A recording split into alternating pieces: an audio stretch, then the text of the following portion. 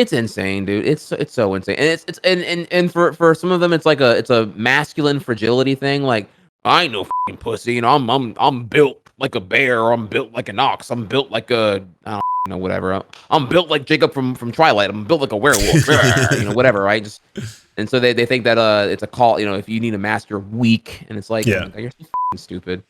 Like I wasn't Yeah. aware that basic human empathy was now suddenly a Political issue? Partisan? yeah, it just yeah, dude. I don't know. Yeah. Like it's I know.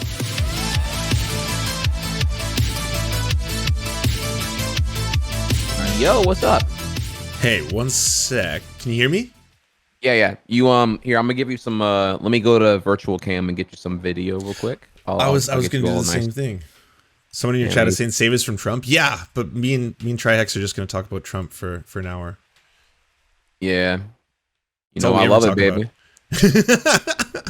Yeah, like the previous 4 years wasn't enough here. Yeah, I gotta talk about all the Yeah, please. the failed blog and all of his like exhausting talking points that completely go nowhere. What were you and all just that stuff. watching? It seemed like new Trump content. No, well, technically it is new. It's the it was the rally he had in Alabama this past Saturday. Oh, is that the one he got booed at? Yeah, the one where he got booed at, where he Yeah. you know, he admitted to the rally he was vaccinated and told them to get vaccinated, and also reiterated that, you know, hey, look, I have it, and I'll be the first to tell you if there's any strange side effects, trying to, like, you know, attack all the pseudoscience and anti-information bullshit, and they Yep. all audibly boo him.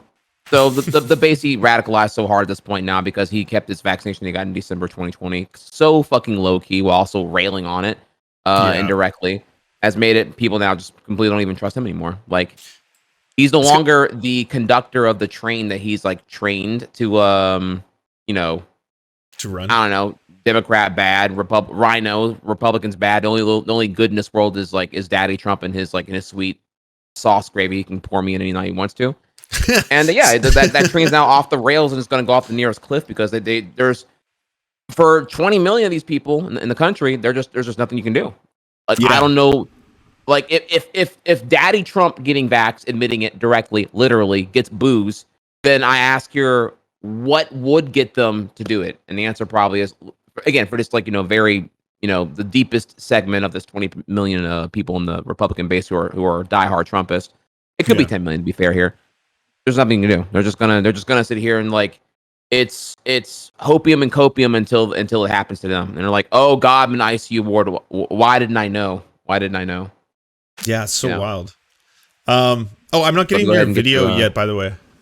Yeah. I'm sorry, I was busy ranting and not giving you what you needed. No worries. Let me go ahead. How about that? Yay! Let's try There it. we go. Communists are Let me go ahead amazing. and how do you do that thing? Oh, here you are. Okay, I did it now. All right, so there we go. All right. Need anything else, or are we good? No, we're video golden. I also wanted to say this is kind of wild because it's nuts. Like, we've talked offline, and like I've always loved, you know, like little just fun banter that we have back and God, those forth. communists are But I've amazing. never actually talked with you one-on-one on the stream before. Like, I've had you on one of my game shows where we were doing like a whole bunch of sketches and stuff, but we've never just like had a conversation. That is true. I was out for the game show, but we never did that one-on-one yet. Actually, that is yeah, it's always been under like the guise of some kind of like competitive thing or a game show thing or like content. We've never like just kicked it on a random afternoon. Totally. Well, today can be that day. So some Dare people I were say asking we've been me. friends, but we've never done friendship shit. That's What's up with true. that? It's kind of like we got God, to those like communists are the amazing. fatality in Mortal Kombat, but then we never chose the friendship. You know, where Shang Tsung would have like the rainbow come out of his hands and everything. Yeah. And the words would bounce around in balloons. Let's see here. What can I do to amend that our lack of friendship? What do you think I should do about that? Or what can we do here? Let's you know, we're friends. There's no ego aside here. So like, what is the activity that we can do now to like cement our bromance and friendship and whatnot? What do you think? Well, I think even God, you those agreeing communists to are do amazing. this conversation with me is a great start because I have some questions. I know this is going to be a tough topic to talk about, but I think it's an important one, and I think it's one that Twitch has to address. To be frank, at least in a better way than they have already. I might be getting ahead of myself, but Okay. Well, I was being a stall Andy to make sure that that came through there. So let's go ahead and start with some gift subs in the Surf chat. So there's that. And God, those I communists keep are forgetting amazing. your stuff. I'm sorry. I need to like be a better friend and like actually support the homies. So go ahead and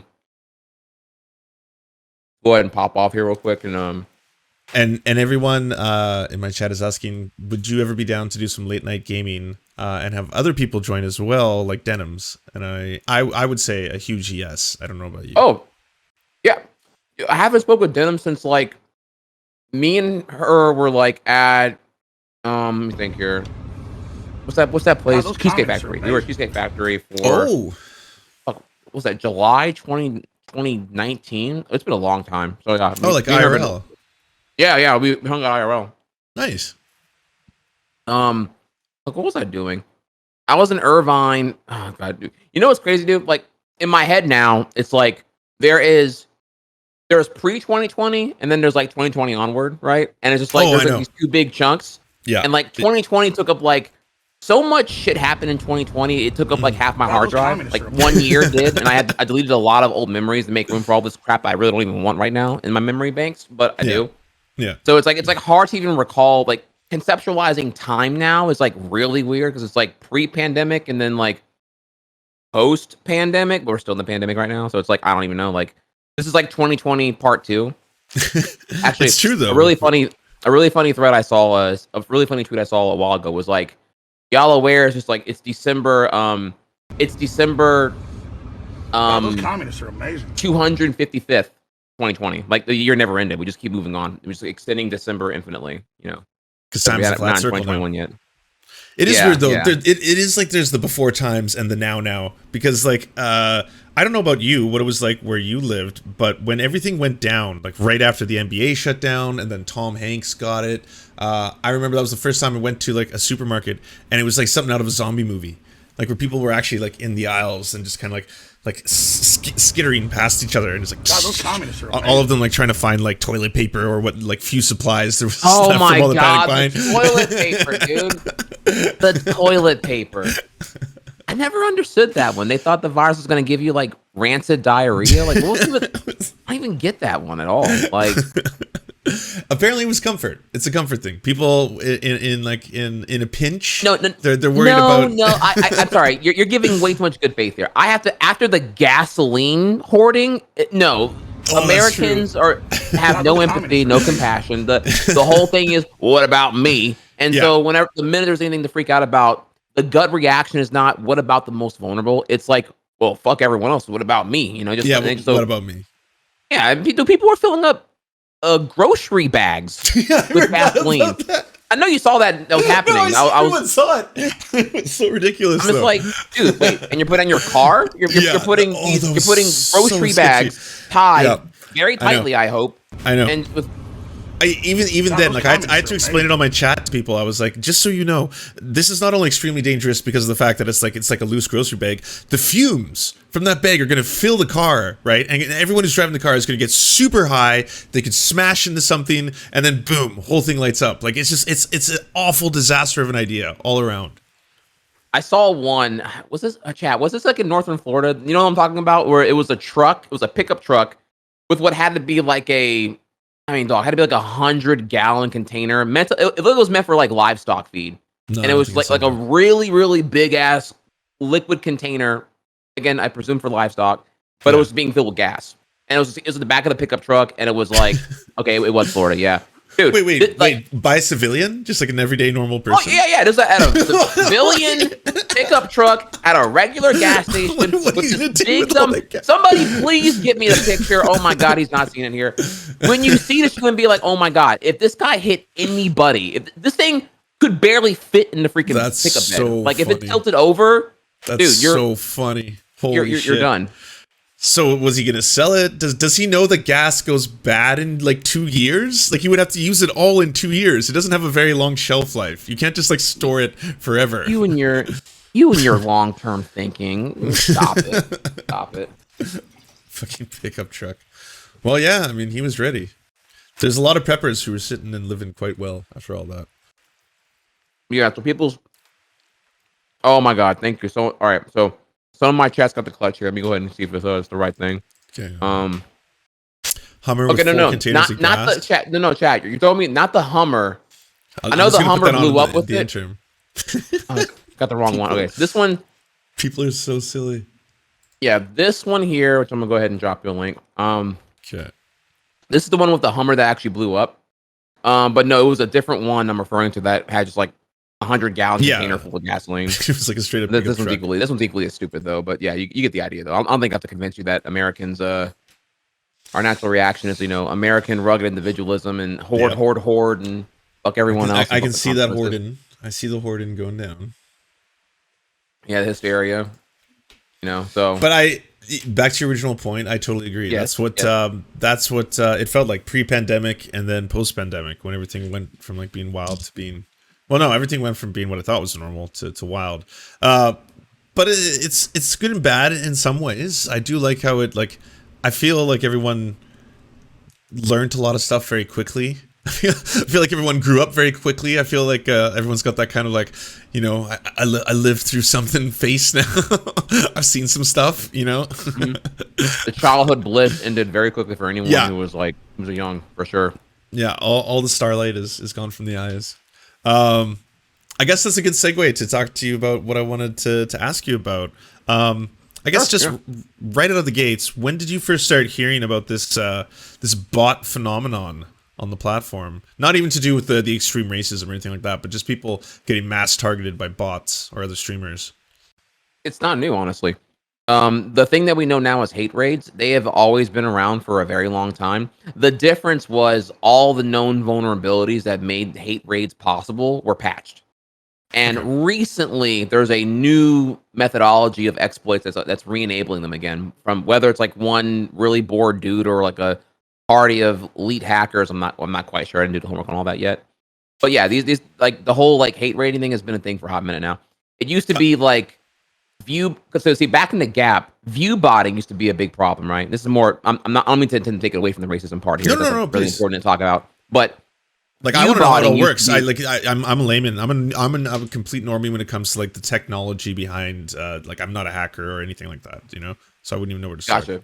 Yeah. Leak. Yeah, exactly. I've seen the movie though with Angelina Jolie, so I got that. All right. Oh, I've actually never watched it. I heard it's like a fun. Oh, it's so good. Watch. Oh, you gotta watch that. it. I heard that and like Armageddon are like the ultimate like hate watch. You haven't seen Armageddon either? I haven't. No, I'm sorry. Right, okay, hold on. Right. Okay, wait. You know how earlier you're like, what could we do to like kind of like foster a friendship? We should have, if it's on Prime, we should have one of those screening night movies. Oh, a double watch party. Yeah, a double watch party. Okay, on either or, you can let the chat vote. It doesn't matter. Either is a complete and utter classic. So if it's on, if it's on Amazon, I will 100% do that. Okay, I would love to watch those movies. Yeah, both those. I heard they're both great. I like. Oh, they're train wrecks. They're complete train wrecks. Yeah. Okay. Yeah. No, that sounds awesome. Actually. All right. Okay. So explain to me the normie. How? So before it was nothing new. Back in the gap. Yeah. There would be. It used to be weaponized view botting because Twitch did not have great tools to combat the view botting. So that's where people were paying for views, like in order to seem more popular. Sometimes there are some cases of malicious intent from individuals who actually were just paying foreign companies. I say foreign, it's like not overseas, but it's literally foreign from Twitch. Third party companies to view bot tactically, because if you view bot, you get your stream higher in a directory and you're easy to find. Yada yada yada, right? Yeah. So that's like a rare thing, but it did happen in the gap, and by the gap I mean like before 2015. Yeah. Generally speaking here. However, a bigger problem was the overt view botting, in that, well, clearly view botting is against TOS. So if I a hater view bot you Serfs and you're getting like viewed up right now, then my alt can in good intention report you for view botting. And the idea is that there's a crime happening on your behalf. You need to figure it out. In general inconvenience you. So Twitch had to because that was happening. That's what provoked them. Not really that, but like I recall that being like what expedited really them fixing the view botting issue and getting under control. So you combine the view botting would like coincide with the hate rates as well. It'd be both happening simultaneously. It wasn't just like the hate raid in isolation. it would be like, Okay. yeah, a shitter message along with viewbotting. It's like, See, in make your life hell. in my short life on Twitch, which is about 2 years now, it was like a year ago that I got amassed like 1,000 followers out of nowhere. There was no raid, no nothing. It just all of a sudden like 1,000 new followers just popped up, right? So that's everyone immediately knew. They were like, oh, this is like a bot raid or whatever, blah blah blah. But nothing started popping up except for like the dong person. I don't know if they ever hit you. The person who would just like draw out dongs with ASCIIs, all kinds of dongs, and then they would just flood your chat with like penises. Like that used to happen to me quite a bit. This is like they do that when they're happy. That's not I even know. like a. It's like I actually tried speaking out to him once. I was like, I'm not going to ban you if you just do a couple. If you do a couple tasteful ones, I'm fine with it. But I was like, you just flood the chat so it's unusable. But like, if you just want to drop a couple, I'm totally okay with that. All right, we won't ban you or anything. But that was my only experience with like a ton of like accounts all of a sudden following out of nowhere. But so how's it grown from then? So like Twitch fixed the problem, which way. I assume it's easy to detect, right, on their end. Like you've had 1,000 followers happen within like X amount of minutes. That's not natural. It's not organic. It wasn't from a raid. We don't know the source. The IPs are all like untraceable. There's got to be a way to detect that automatically, I would assume. Honestly, I don't know the answer. I don't know technically how it's being done now.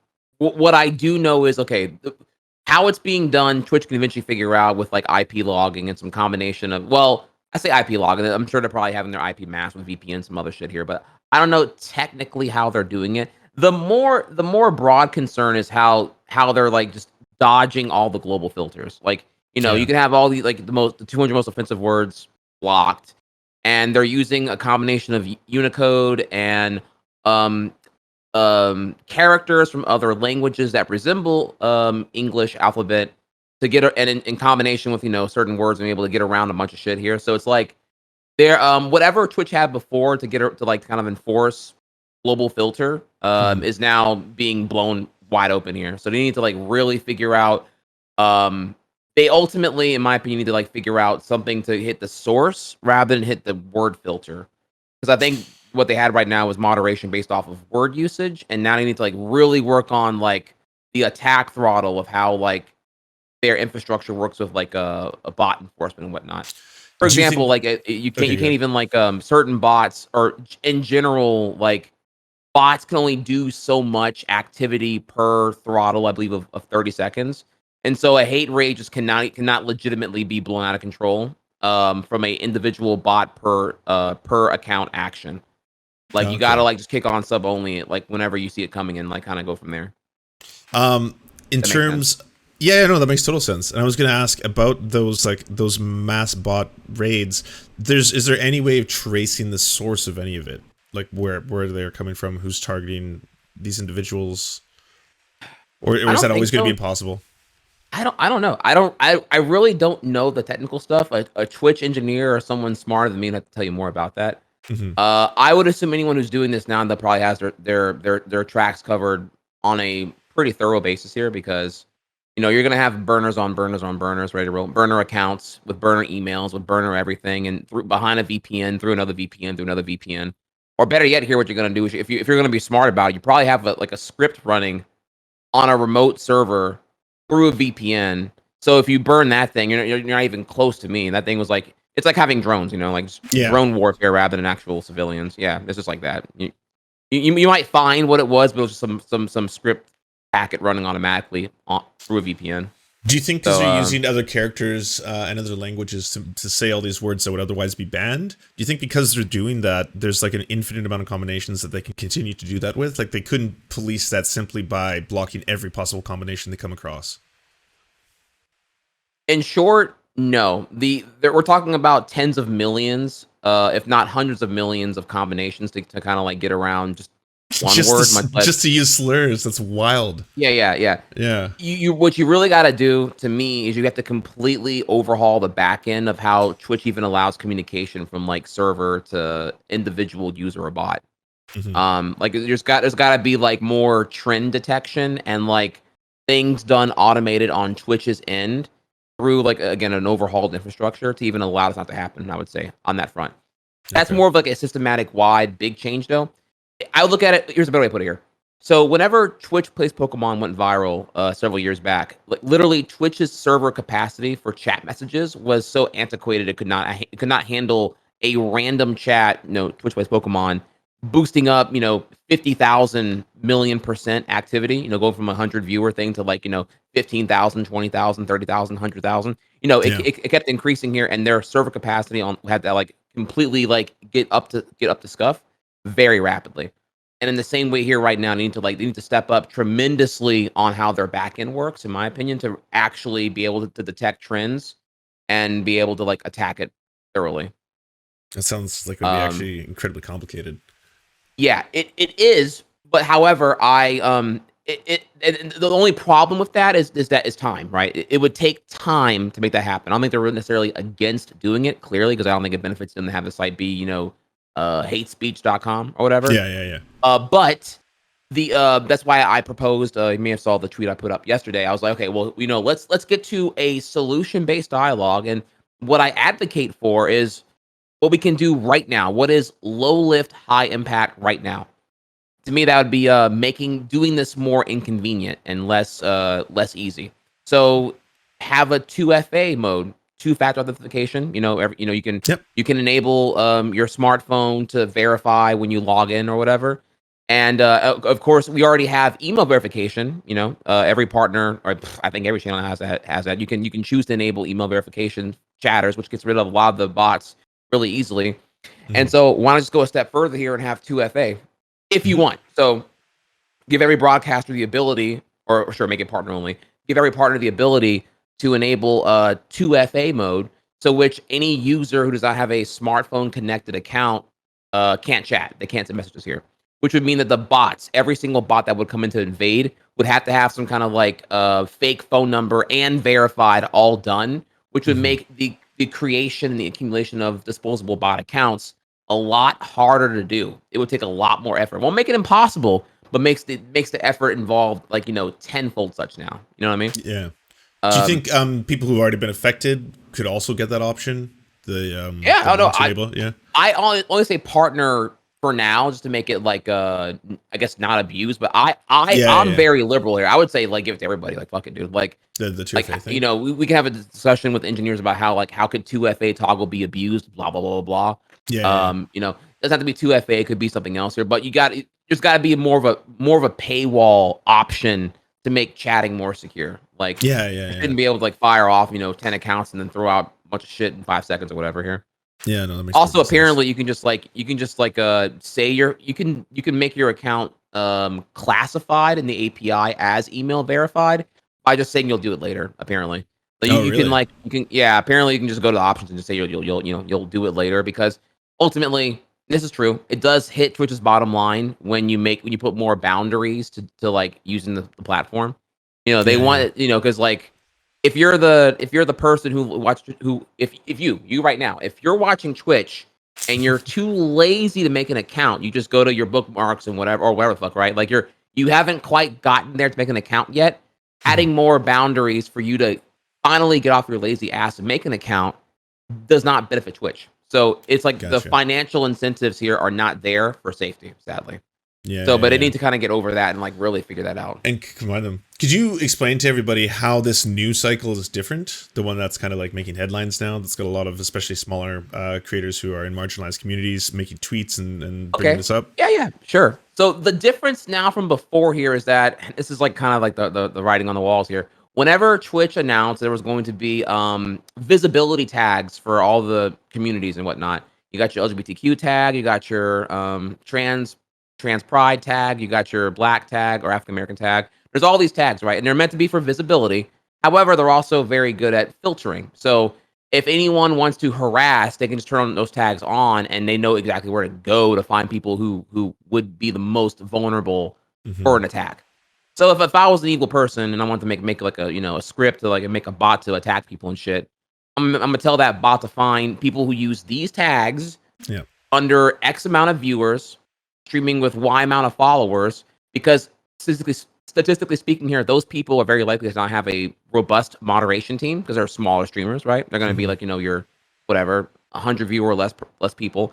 Yeah. And so when you get in there and you invade with like tens of bots saying all these horrible things, or if they want to go ham, hundreds of them, the only Mhm. thing you can really do is just like, turn on sub only mode or follower only 3 month only mode, Yeah. and you have to individually ban each account.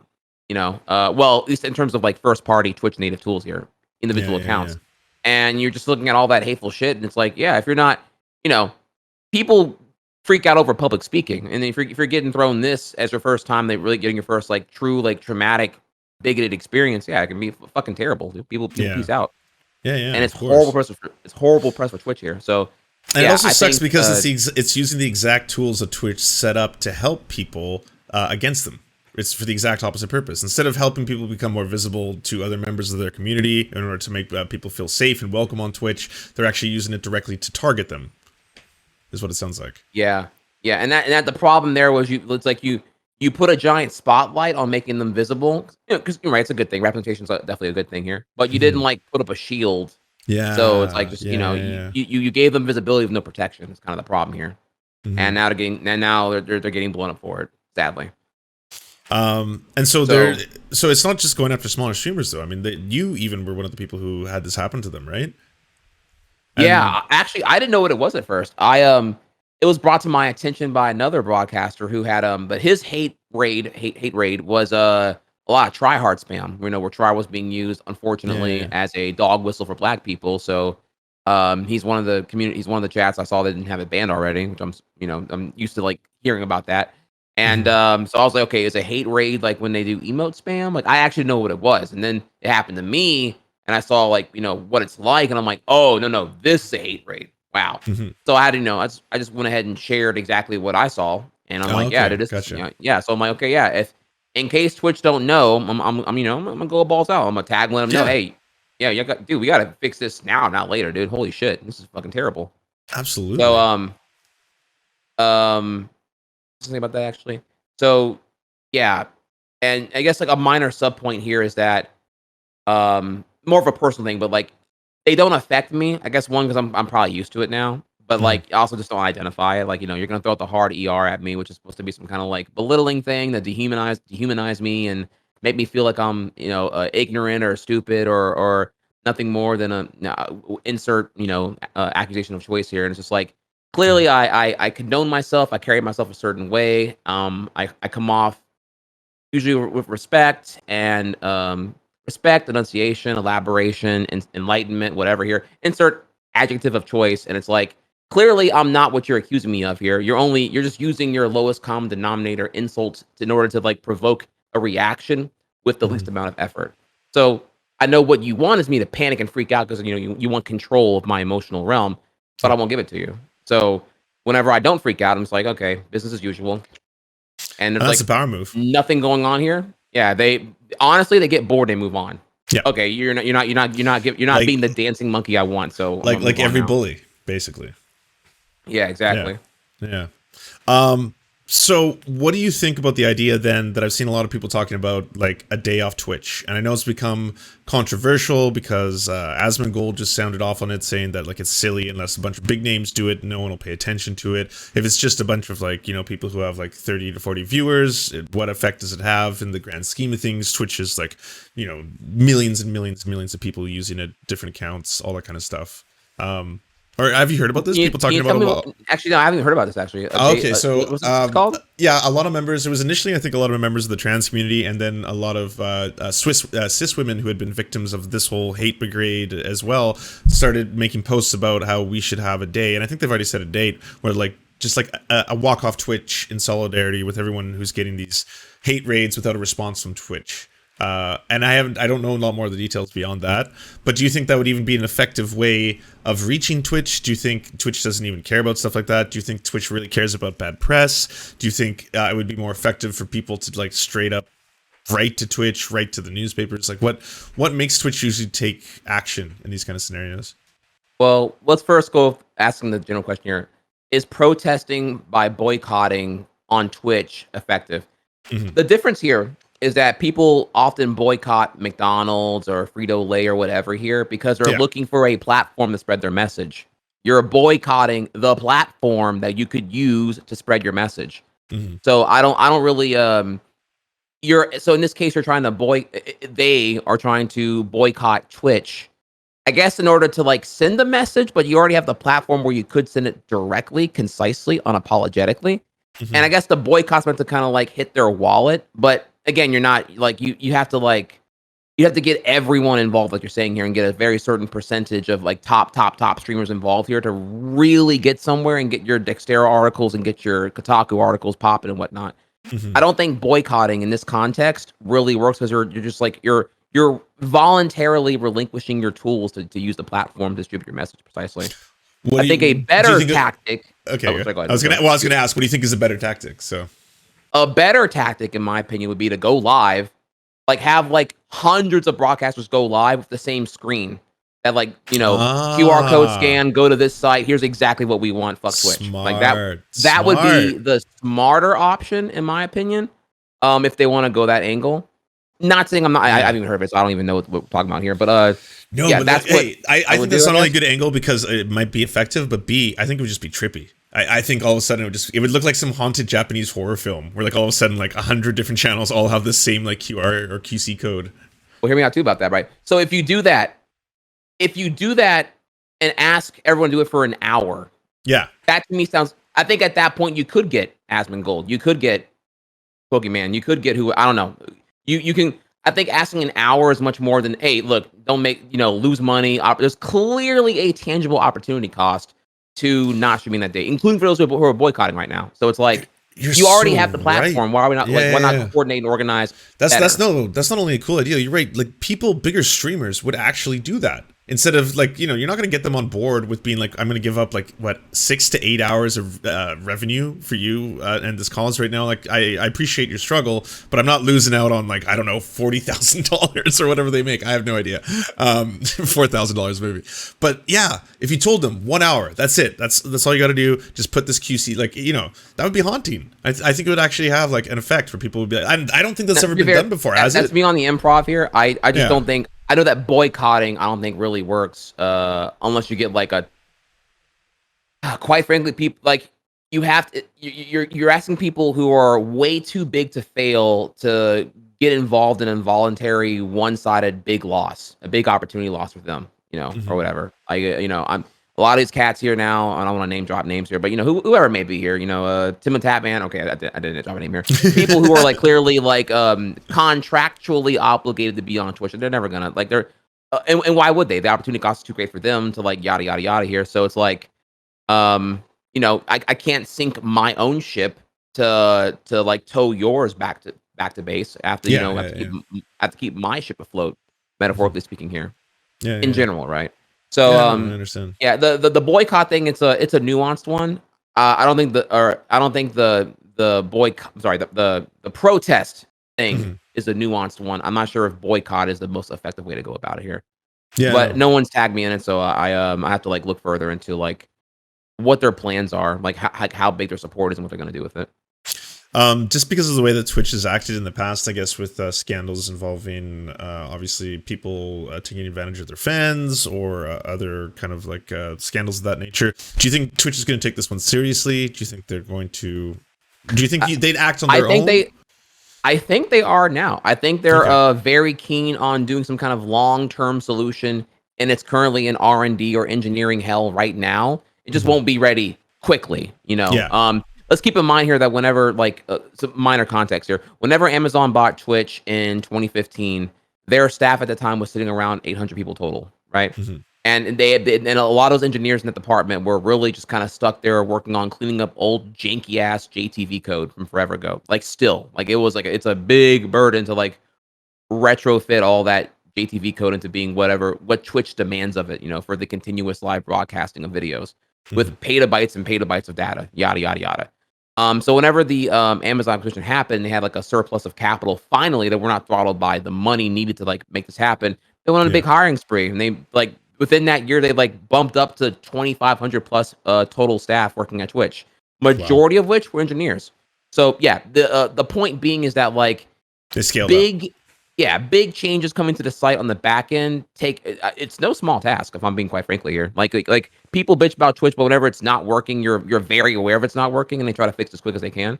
So, it's also important here that when they are doing, this is the boring answer, but whenever they're trying to like do something big, like overhaul the back end to allow moderation to actually like be able to attack and negate hate raids automatically, essentially what happens here is because of all this miraculous investment and anti-hate raid on the front end, nothing happens.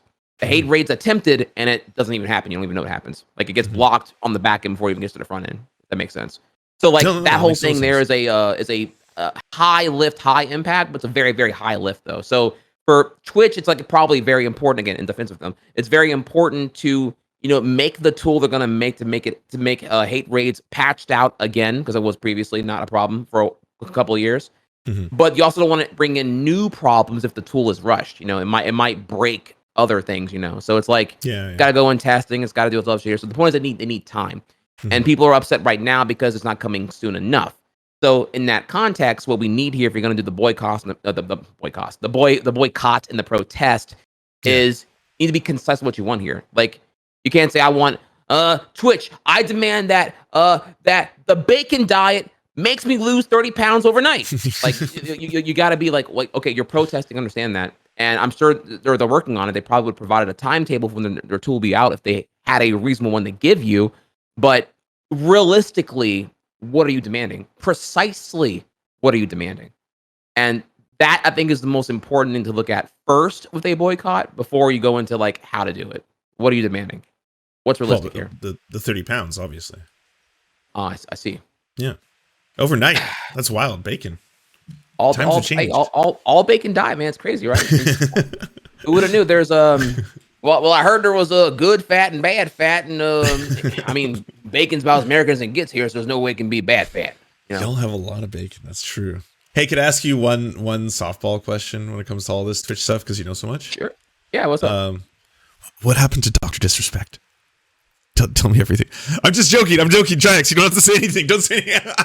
No, actually, listen. I genuinely... everything I'm gonna say right now is completely for speculation and entertainment purposes here. Nothing's actually legitimate at all. I don't know shit. I don't know anything here actually. I can tell you what I heard is allegedly the thing, but it doesn't really mean anything because I don't fucking know shit. So like I ain't gotta like wild out because like I'm not under fucking NDA over that because I'm not fucking involved in this shit. I was totally joking though. I don't want to get too. Well, you know what? You open that trouble. can now. Now you get it here. This is the bonus now. You get the bonus after part all here. Right, all right. Well, what do you think it is? Why would the second face of Twitch, meaning the first, obviously, why would the second face of Twitch be banned overnight, suddenly, peak of his career, high of his career, and everyone's hush mouth? Why do you think? What do you think about that? Okay, so do you want the Alex Jones answer first, or do you want what I think is actually the truth? Both. Okay, Alex Jones. Okay, the Alex Jones answer is that he was reading about the lizard people. I don't know if you saw his last broadcast. It was all about the lizard people. He was reading a book by this guy who believes that all humans are reptilians, and he was promoting them. You know that cryptic, weird last broadcast he ever had? We're talking about that what's it called? That stone. I don't know. What's it called? Shungite. Right? He was talking about that. Is that a part of, okay, one sec. Author who believes everyone is lizard. He was talking about how, he was telling Chad he bought some Shungite rocks. I think it's David Icke. They give him good luck. David Icke. But anyways, okay, so in my conspiracy, thank you, David Icke, or David Icke. I think it's Ike, but it looks like Icky. He's like, I've been really getting into this David Icke guy. Yeah, y'all should check him out. That's right before he does the whole like freak out and then fuck, and then like cut the camera off. He starts talking about that. So that was just like one neat little conspiracy part where I was like, okay, he's talking about the guy who believes that everyone is a lizard and the whole world, like even Obama, Hillary, Joe Biden, they're all lizard people. That's David Icke. And so that's the conspiracy. What do I think actually happened? Probably really boring, like everything else in life. Contract.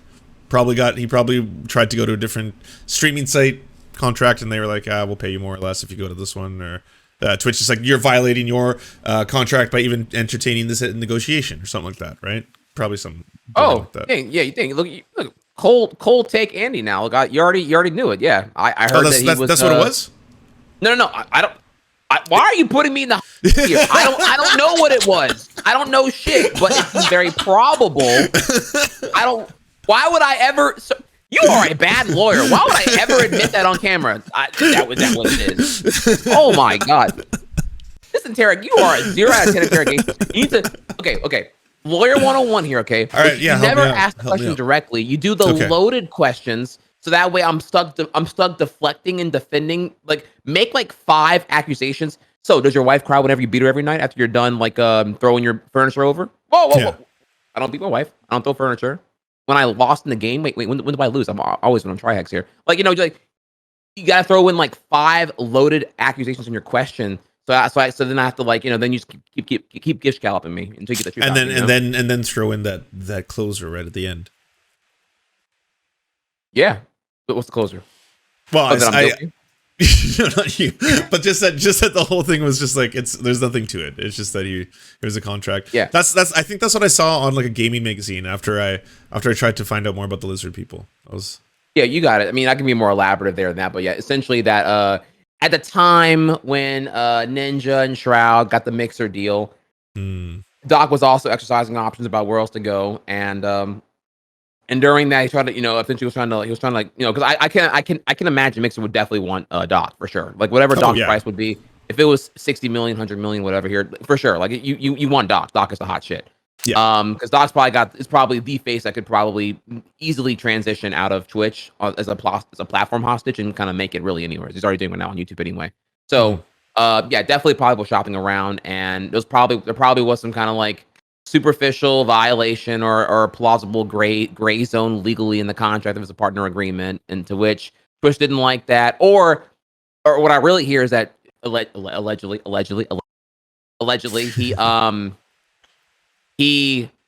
him negotiating and hardballing, essentially telling, Mixer to pay me this, and then going back to Twitch saying, hey, Mixer's gonna pay me that, trying to get them both to outbid one another. Yeah. Setting that precedent would lead to a stampede of other broadcasters doing the same thing. So just wanted to go ahead and just nip in the bud before that would happen. Because what we've seen since then is, you see these announcements, remaining loyal on Twitch, Lyric and Tim the Tap Man, and all this, clearly what they all got. They got the same thing now. Twitch is now cleaning up here and giving multi-year contracts to these Power Star broadcasters in order to lock them in when there was the looming threat for once of another platform. That's wild. So that's like the boring answer. I hear that. Yeah, they just Twitch. He got caught fucking around and then he found out. And the lizard people. But if you didn't hear though, actually the news as of yesterday is that Twitch is that Doc is actually suing Twitch. You didn't hear about this actually? Oh, yeah. I didn't know that. There's a clip. Someone can probably hear if they want to. There's a clip of his stream from yesterday on YouTube where he said he literally yesterday found out what the reason was why he actually got banned, because apparently Twitch had never told him, honestly, which I'm kind of shocked to hear about that. Yeah, and that weird. he's like very much like. I thought it was actually over it, but apparently no. He still feels some kind of way about it actually, which I totally understand here. But I thought that it was like water under the bridge at this point. But no, apparently he's still like tight over that. So last thing I can quickly ask you while I still have you. How's exercise going? You look great. I've heard you're doing fitness streams. What's fitness streams like? Yeah, that's fucking goddamn. Yeah. Man. Well, so right now, fitness streams are specifically me playing DDR on stream. That's awesome. I do know that working out, like doing actual workouts, would be more of like would be more clickbaity, would get people in there. It's easier to understand. There's more to appreciate. It's more of the thirst factor because you got the full body and the physique doing all the lifting and the sweating and the grunting and all that stuff, right? But I get a better workout when I don't have the burden of being entertaining while doing it. I get a higher heart rate when I'm doing sustainable amounts of work continuously without interruption. So in reality, like the best workout's going to be a shitty stream. The best stream's going to be a shitty workout. So they're kind of at war with one another right now. And I'm trying to meet my goals at this current time with fitness. And then I'll, because in reality here, Serfs, a workout stream is a meme workout. It's me talking to Chad, talking it up and just, well, how much can I bench? Oh, okay, who's see what I can do? It's just going to be, these boys all want to just jerk off in their own egos to each other and whatnot. So it's not really how real working out actually happens, but that's what they think. That's what they think it's like. Yeah. So yeah, my goal right now is actually like get for real fit, and then I can meme up later on and do the whole clickbait.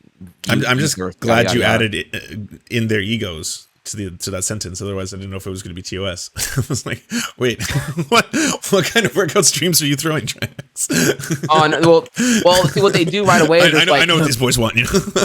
Yeah, I know. Yeah, I know. That's what they want. They want to. They want It's a meme validation. It's a meme stream all the way here, dude.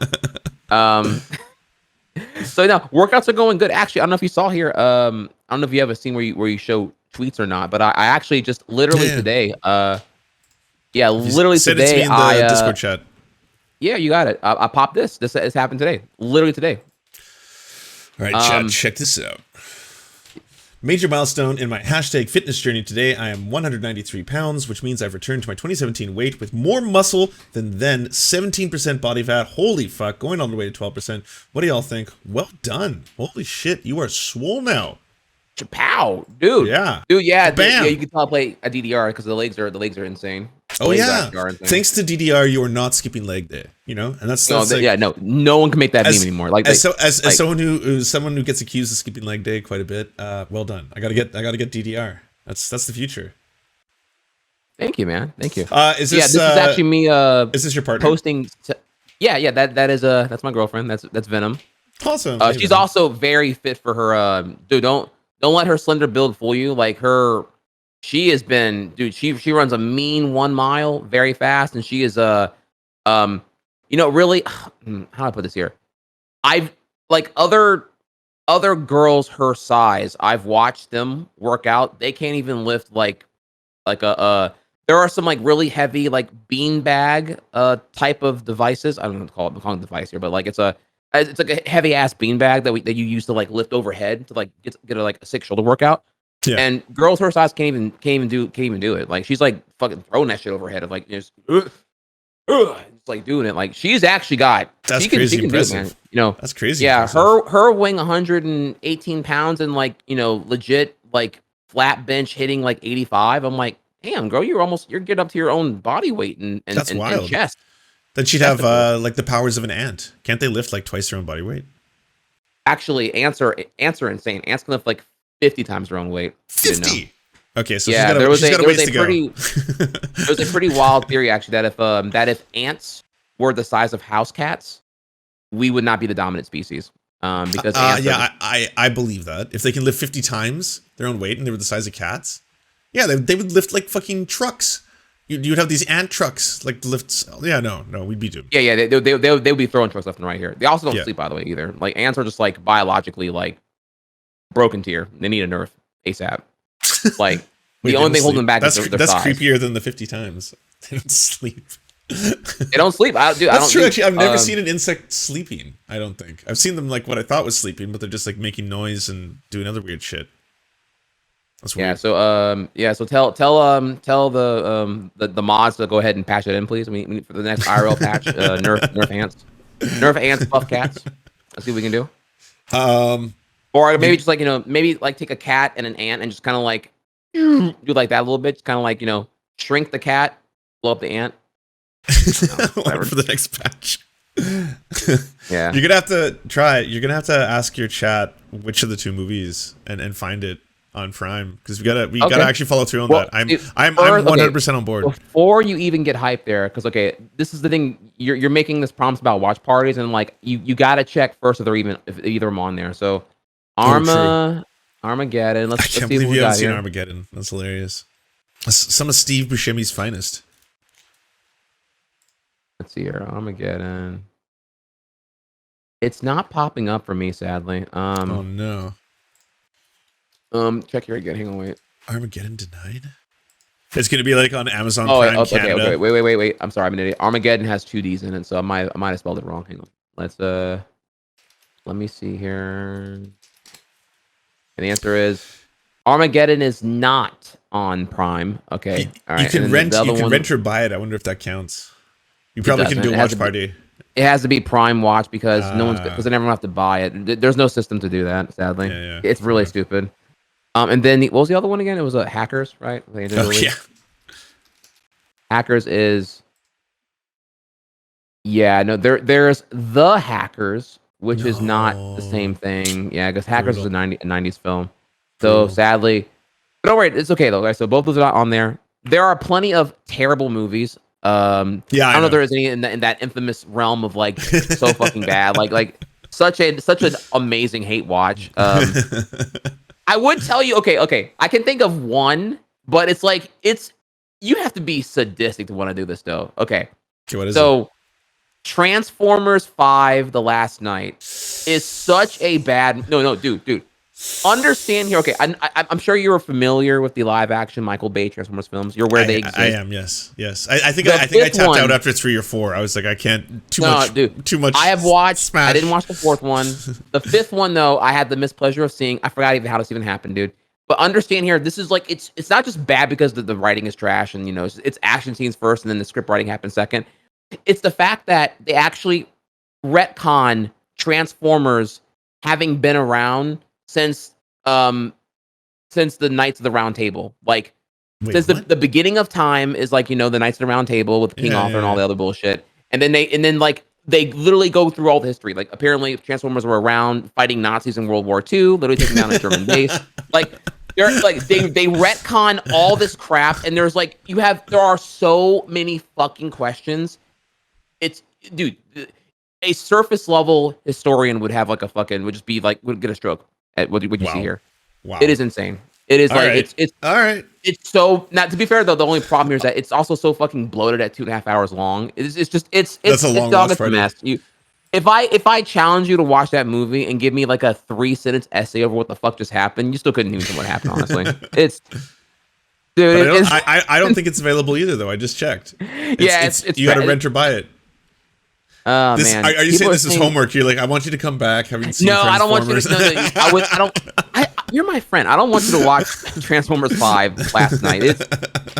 It's so bad, dude. Right. I actually laughed. I actually laughed out loud in the theater whenever the fucking finale happens, and like Really? I don't want to spoil it. Like the finale is like a combination of a rare artifact from the King Arthur realm.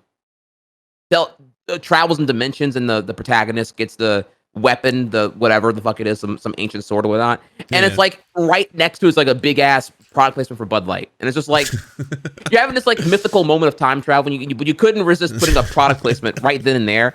Like the moment is just so horribly. The shot composed is stupid. That sounds like every Michael Bay film. Dude, it's so Every fucking time. dumb, dude. Every time. I can't, dude. That's really funny. All right, well, you know what? We'll just have to settle for like a Nicolas Cage something, or I don't know. Oh, we'll find something. dude. We'll find something. Oh, I'm the king of ironically watching trash, so I can definitely. Okay, nice. Me too. I love doing that shit. Oh yeah, I well, find when you're doing watch parties, it's the best, dude. When you can just like fucking hate watch. Oh yeah, forget watching a good movie because then you got to like pay attention to shit. Just fucking watch a horrible movie and it's like way more fun, for sure. and you can eat. You say, wait, is Ghost Rider on here? You said Nicolas Cage here. I've actually never seen Ghost Rider before. Damn it, it's not. Yeah, they're all like for purchase. So Mandy the one isn't with the either. bees? Mandy's a good movie though. That's like that's his best movie ever. Fuck. Was it The Wicker Man? Is that what? Yes, The Wicker Man.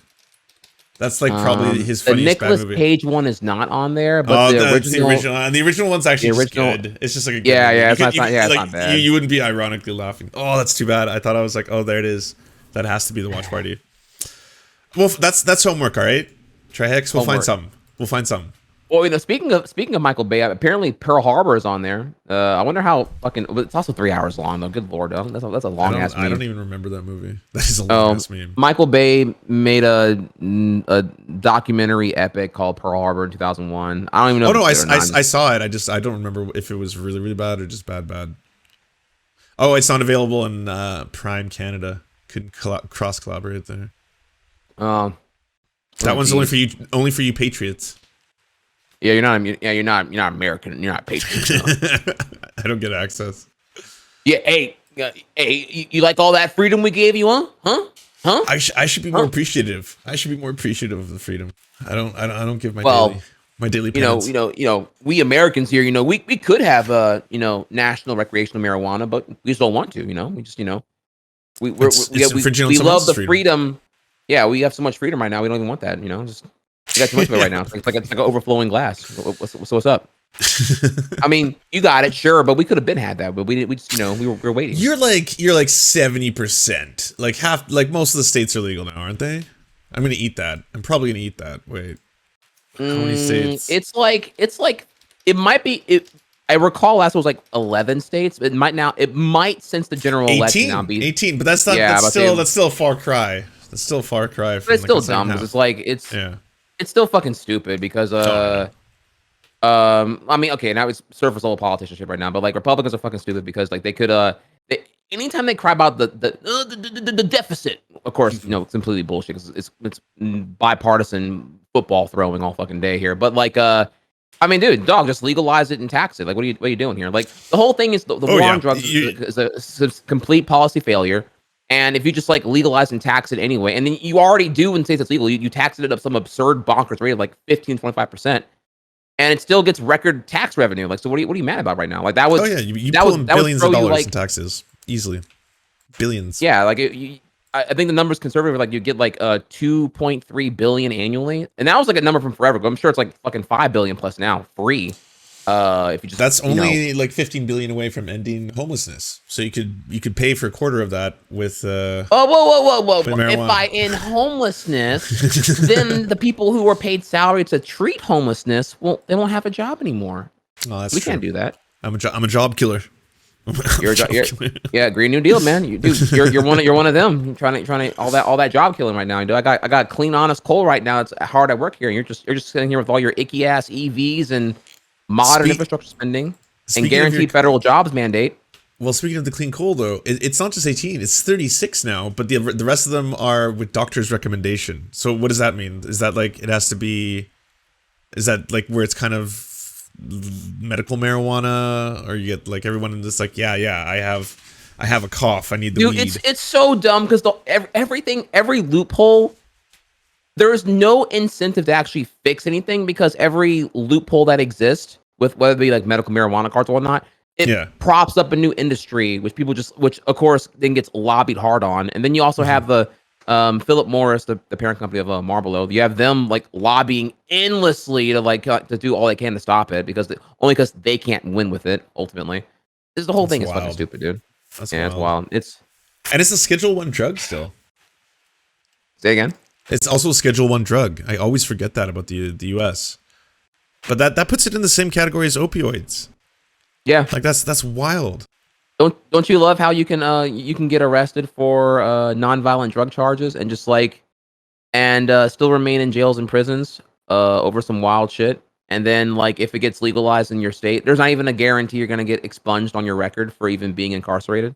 That's so nuts. Like that's a separate thing. Like that, if that happens, that's bonus, but it's not even like a standard that it happens actually. But like you would get the same punishment as if you were trafficking heroin.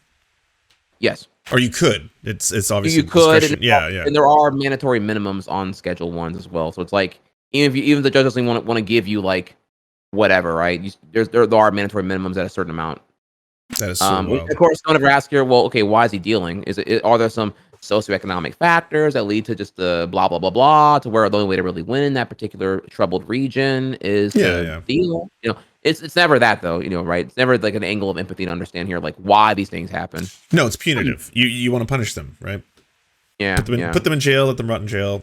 Where I would be way more concerned about reducing the amount of people who have to turn to that or use crime. Because like, I don't know, I've known addicts. I've had a lot of close family members who are addicts. No one was doing it because they were like, this was my choice. It was my life decision. It was like, this is every addict I've ever known doesn't want to be an addict, but they don't have a choice. That's it. Like I'm talking about hardcore addicts, right? Like they are all like, I wish I could do something else, but right? yeah, exactly. Yeah. Well, actually, so okay, you now we're just like circle jerking each other at this point here. So so here's a question for you. I had a couple things I actually wanted to ask you about, if I may. I have 5 things. 4 of them are okay. They're 5, but they're very fast though. They're not like big things here. Okay. But 4 of them are kind of like no 3 of them are drama fuel. But it's more I'm asking because I don't know what's going on here. All right. So, okay. So I'm gonna do my best. It's in your title. So I figure I don't know here. So question 1 here. Amazing Atheist versus Kyle Kalinski. I'm not even aware of. I thought Atheist and Kyle were tight. What I haven't watched it yet. I cannot comment on it. I was going to do that right after our little sequence. That was my next. Well, that was my drop next me a sequence. link so I can peep it on my own time here. I'll right. or drop a link in the DMs. I'll check it out here. I recall, Kyle doesn't do too many debates here, but I do recall one time he debated some rando and super dumpstered him, and like Atheist was a moderator for it. And it was I'm like, okay, yeah, they're tight. They're tight. Oh really? I was gonna say I've seen him do Charlie Kirk at Politicon. I want to say, was it Charlie Kirk or was it someone else? I think it was Charlie Kirk. Yeah. And he was good there. He was good there. Yeah, he was solid there. There was another one though, a long form one that was like 3 hours long with like actual moderation and blah blah blah. I'll have to like I can find it for you. It's not like the person who debated was just some like really confident libertarian who was like, and he was one of the more loony toony ones, like one of them like Florida libertarians. So like, it was like you were kind of there to watch the shit show happen, not really there for any kind of like a genuine challenge to Kyle's worldviews, because Kyle had it so relatively refined that he just kind of like didn't know what to do himself. It was like a 3-hour train wreck. Okay, so that was one of the 5. That was easy. One. I just haven't watched it, but I sent it to you in chat. Oh, thank you. So what about Hassan's house? I've seen. Oh, what are my thoughts? I guess so. Yeah. Are we done? Have people accepted here? I guess I don't know if your take is even the same as mine here, but like, can one advocate for socialism as long as there's no exploitation of labor done in the road to accumulating your wealth? Or is it just like, we're probably pretty close. If you have a certain amount of wealth, that it's just like there's no way to possibly justify what you do with your honestly earned wage and still advocate for socialism in some kind of form. So I don't think anyone who knows how subcounts work probably didn't just discover that Hassan was rich. I assume. Like he's never made that a secret. He's always got it in the top right corner. If you can see the 46,000 subs or whatever, you know that like he's making a fuck ton of money. So that's the first time you learned that. I guess that was kind of on you. In terms of like him advocating for socialism, that's the same thing I've seen for like Bernie Sanders. Bernie Sanders has 3 homes or something like that. I've seen it for multiple people. It came last year. Someone came out with all these numbers where it's like, look at all the biggest quote unquote bread tubers, H Bomber guy, ContraPoints, Philosophy Tube. Like they're all making like $100,000 a month or whatever it is, right? Stuff like that. Like how can they talk about these lefty things and still make that kind of money?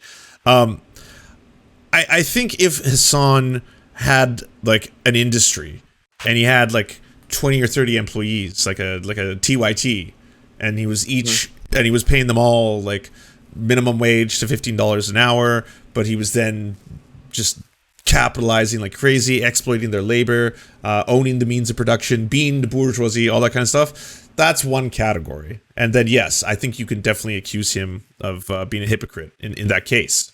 If he's just being a streamer where people are donating, I don't know, tens of thousands of subs to him, and he's spending that on a big house, like I don't really see the criticism outside of maybe it was the first time that you're discovering that he's rich. I think if he lies about his wealth, that's a problem. If he's on stream and he's like, I'm poor just like you, I'm working class, I'm blue collar, I have to go to Wendy's in 4 hours. Like if he was ever like that, I would be like, what the fuck? Why are you lying about this? Like, no, you're rich. You should be very transparent about that. Like, don't lie. Don't like hide. Like it's good you are open about this kind of stuff, right? Then that I would have an issue with, obviously. Yeah, does that happen? I don't know. Is there like now I'm gonna get bodied with a clip? That's a really refined point. The arguments I've seen generally from the opposition is that like he cannot possibly be a genuine socialist advocate because his actions are violating such. And okay, what the actions that are outlined here is that if you have a house that's worth $2.74 million, that there's just no way you can have a house of that caliber and be an advocate of socialism. And it's just like, okay, now you say that, but California has like the most fucking crippled, dumbass housing market in the fucking world. Well, not in the world, but like for sure in the country here. And also, thank you, Break-Even for the sub. So it's like also a year after the pandemic here, pandemic started. I'm sorry here, where we housing prices are all up, 14% inflated minimum across the entire country on average, and so it's like it's really quick to see here that this house that he has here, while true it is 2.74 million, same house lot and size would be about a little over 500,000 if it were like elsewhere, you know, West Texas or whatever. In generally speaking here, so like that number seems like a lot here, but it's also like incredibly inflated because the California market's also really fucking stupid. Yeah, but even then, like I get that too. I get that too. But yeah, sorry, there's always something to look at here, right? Also, yeah. he wanted his family lived in with him, so you know, having your family move in can be very stressful. Ultimately, it could be a downgrade from having the isolation of your own apartment. So, yeah, I don't see the real getting a 3,800 square foot house, 5 bedroom, 5.5 bath, allows everyone to have their own commode and room and enough space to not really be invasive towards him in his studio and whatnot. So, Yeah. if I could do that, certainly I would consider it if I could find the appropriate thing where I can like better my family alongside no compromise to my own living isolation.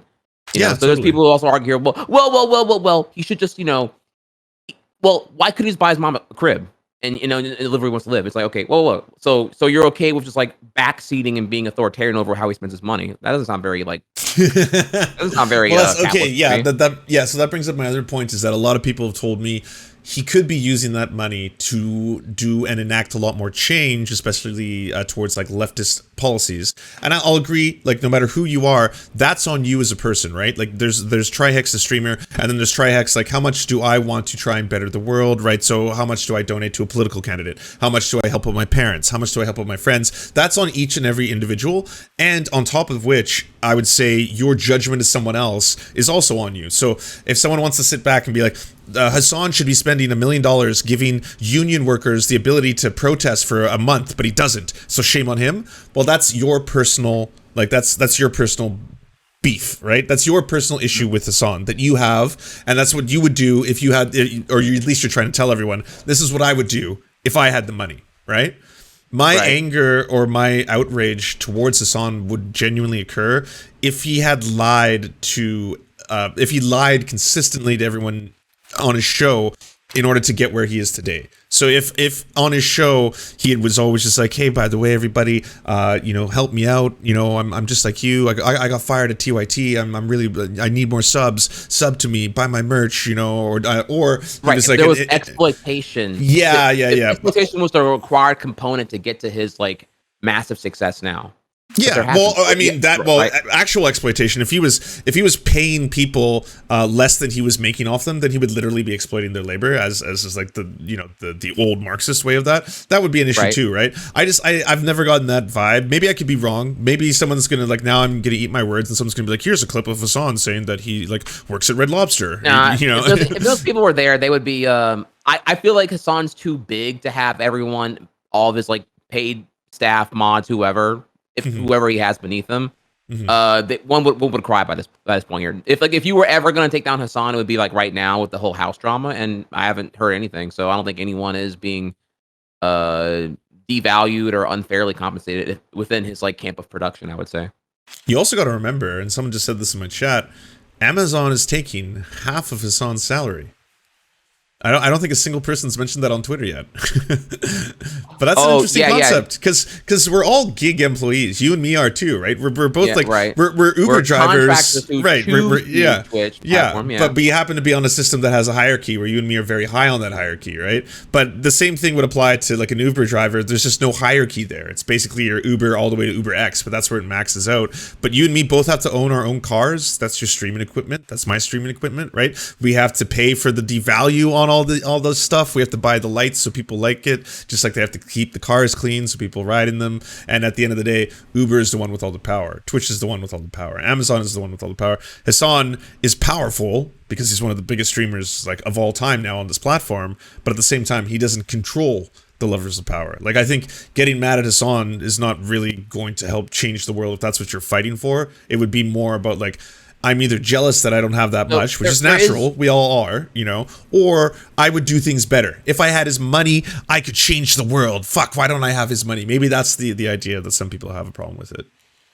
Well, let's pause here. There is one technical thing we should correct on there, and that's the fact that, well, Hassan's already admitted here that he's under, I'm only admitting what he already admitted here. He's under some kind of like a special privilege contract. One similar to Pokemon. I said Pokemon earlier. Goddamn, I tried not to say that. Pokemon and company, where, you know, before to make to deter anyone from leaving the platform, you offer them some kind of like a perk like contract, Mhm. and he's already so he's definitely getting like a not standard cut on or he's getting like something financially reinforced to him, Mhm. something in there. So it's not like the regular partner contract, which we're familiar with here. It's like something much more Oh, I'm extravagant. sure. Has You to know, be. as If you you're if grow, you're you get top more 10. leverage in negotiating. Yeah, Yeah, yeah. you're top 10. Like, yeah, your Yeah. leverage is like insane. So you can just kind of like, yeah, okay, I don't need. I'm bigger than Twitch. I don't need Twitch to survive here Yeah, or win. exactly. Yeah, yeah. So, but either way, it just reinforces our point here that like that yeah, he certainly is wealthy, but is that alone enough to contradict the advocacy for any type of socialism, whether it be Dem Soc or Soc Dem or altogether? I don't personally believe so, but there are people who do. You know, there are people who want, like, there's the jokers who want people to just live in absolute squalor as is befitting you if you want to say you're a socialist, which is weird. Like, would you prefer if AOC had a burlap sack and then like an electrical cord tied around her belt, and then now she can have her bona fides? She's a real socialist. Like, there was people on the left who were freaking out at AOC because they thought she owned her bar she used to work at, co-owned, and I was like, she didn't. It was already established before she was born, and the company that owned it. And B, if she did, who the fuck cares? What's wrong with that? Well, if she was a co-owner of the bar, cool. You know, like, that's all I'll say. Like, that doesn't mean that she's like this. Like, yeah, you can't have the American dream if you advocate for yeah. I was like, it doesn't change her advocacy at all. You know, that's not part of it. It's weird. So, but yeah, the final thing though, you brought up a good point there about the biases towards charity. Well, he should just do blah blah blah with the money if he was a true socialist. Yada yada yada. It's like, whoa, Yeah. wait. You're aware here that so we are now so saturated in the tactical PR that charity work has become now with philanthropy which essentially is just like tactical mercy by those who have such an abundance of wealth it doesn't even affect them honestly. Yeah. You know, so whenever like Bill Gates does XYZ or whoever may be here, it's all tax write-offs for expenses anyway. So there's like it's a net gain that's kind of being known for doing philanthropy because again it's tactical specific mercy being afforded to those who are going to receive the philanthropy. And very often it's usually with very lavish benefits in mind here. If you're going to throw them like millions of dollars, you probably want some kind of favor involved that's going to allow you to accumulate more of either a positive on net worth or a positive on passive income or both, honestly. But yeah. These are not done entirely without an incentive of some type here. You know what I mean? So the whole idea there that like, you know, we're so used now to this charity PR thing and not understanding here that the charity work that we're seeing normalized now by everyone, the Ronald McDonald House of Hope or whatever the fuck it's going to be in a given corporation here. These are all done because in absence of like of systematic policy that addresses those who are vulnerable for these random things, whether it be medical bankruptcy or whatever the fuck it may be here. Like whatever the charity is treating is policy failure, honestly. It's a band-aid. It's a band-aid. And no, exactly, you're totally right. And that's why it is more important to do things like, say, the Frito-Lay workers, I'm sure you've heard of them. It would be so beneficial if we raise money, for example, to give them extra time to strike or to pay for their families to have money if they run out of whatever like agreement they're working on. Like things like that could actually change and help a union form so that workers have permanent protection in their place of work and they can make you those delicious treats, but they're treated like humans. They don't like want to like, you know, I don't know if you've seen the videos, but it's horrifying how shitty it has been for them. In amongst this, they're working like 80 hours a week. They're not getting paid overtime. Some of them have like medical injuries. Like it was fucking savage. So just to treat them like human beings, right? I think that would go a lot longer than us doing something where it's like, you know, it's awesome. We just raised 40 grand. But like for you said, a band-aid for the people who are struggling the most, right? Instead of like this, until a band-aid until they struggle again because there's no systematic change done to prevent from happening again, repeating. Exactly. Yeah, you get it. Yeah. So whenever I go into those angles, I'm just like, this take is like boneheaded and short-sighted to me altogether here. And it's even all the more alarming when I'm seeing leftist or really rightist and leftist both attacking Hassan for it. I'm just like, does no one? And I'm just like, okay, so just no one here knows what socialism actually means. Is that what I think? Dude, I lost a lot of brain cells reading all that crap on Twitter. I was like, oh my god, dude. Like, so I'm probably gonna start replying to a couple of them and take my time, take my turn dunking on quite a few of them because I'm just like, dude, I can't let y'all go. Even though I'm days late to the drama shit fest, I can't let y'all go unscathed on my end here. And this is like too stupid to not address. Well, the other thing is he also made like $2.7 million in free advertising in the past like 3 days. He was top trending on Twitter every day. Every day was like Hassan. I was like followers going through the roof. I was like, oh yeah, that's millions of dollars of ads right there. You're not wrong. So, I mean, yeah. Damn, that's crazy. Mostly you're right. They're mad about 2.7 mil, but then they got they got 2.7 mil of free publicity. So like, which again, even then, I somewhere saying they apparently admitted that he actually just put like several $100,000 down for a mortgage and kind of went from there. It didn't even have like it wasn't even like, people also assume here that it was bought outright in cash. It could have been, I don't fucking know. But that's also like literal cash. He's just folding it up like a dealer. And it's also like the other thing here too is okay, wait. So like y'all are mad about the house, but then you act like when you're house shopping, if you were house shopping, you wouldn't be particular about the criteria where you would want to live at. Like, absolutely. People are the more I dig into, the more. I'm sorry. So I gotta go in right now. Like, the more I pick at, the more I'm like, okay, wait. So you're mad that he got a house of this value, okay? And then you're mad he got a house in West Hollywood, California, but you act like you wouldn't be particular about living in a certain area with certain amenities, and that also in West Hollywood is like very little available below $1 million. Like, it's just what it is. Like, have you looked at the fucking thing lately? Like, it's like 8 properties total in California that are like under 400K, like literally. Well, it's because he's going out. They think he's going after the opulence intentionally. Like, you're going for a mansion, a McMansion in the middle of West Hollywood. You're trying to live the dream. Yeah, and also it also reinforces that he kind of has to go bougie with it, because y'all fucks are crazy. Y'all doxing the fuck out of him. He kind of has to now go to a gated community and be away from all y'all. Like legitimately, like he can't be on a rando street with no like gate and security guard and whatnot. He's got to be on an isolated hill way the fuck away, dude. I guess he is that famous. That's scary to think. That's scary to think. Am I wrong? I would never want to be that famous. For completely practical security reasons, he has to actually go somewhere bougie at this point. Yeah, you can't even walk around the street. That's scary. So yeah, I don't know. The more I dig at it, the more I'm just like, okay, y'all are fucking wild, dude. Yeah, I thought it was more funny than anything. I liked it for the memes. But it's like I said, it was the same arguments that I saw back when Bernie Sanders revealed that he had 3 houses. How dare Bernie? Meanwhile, I was like, he's done more advocating for people than like any of us on Twitter. Like, I was like, he was in the civil rights movement. He's part of so many big things in his life. He's changed and made so many addendums to bills. And I'm just sitting here on Twitter, one of the poorest senators in the chamber. Yeah, like, exactly. They all 20 million plus net worth on average here. He's only at what, 3.5 mil, I think now. Yeah, and it's mostly because of the book sales. Yeah. He's such a popular, candid politician. But why doesn't he give away every cent from every book? Because he's a socialist. Isn't that what socialism is? He has to give away everything. Apparently, socialism is when mud huts and dirt sticks. Yeah, that's what it is. Then you qualify. Yeah. So.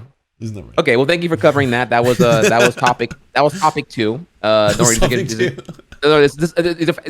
fast. The next one was okay, so it's a little bit dirty here, but I saw in your title you said Hassan versus Destiny. Not that I want you to give me your take on anything, but more we just talked about it.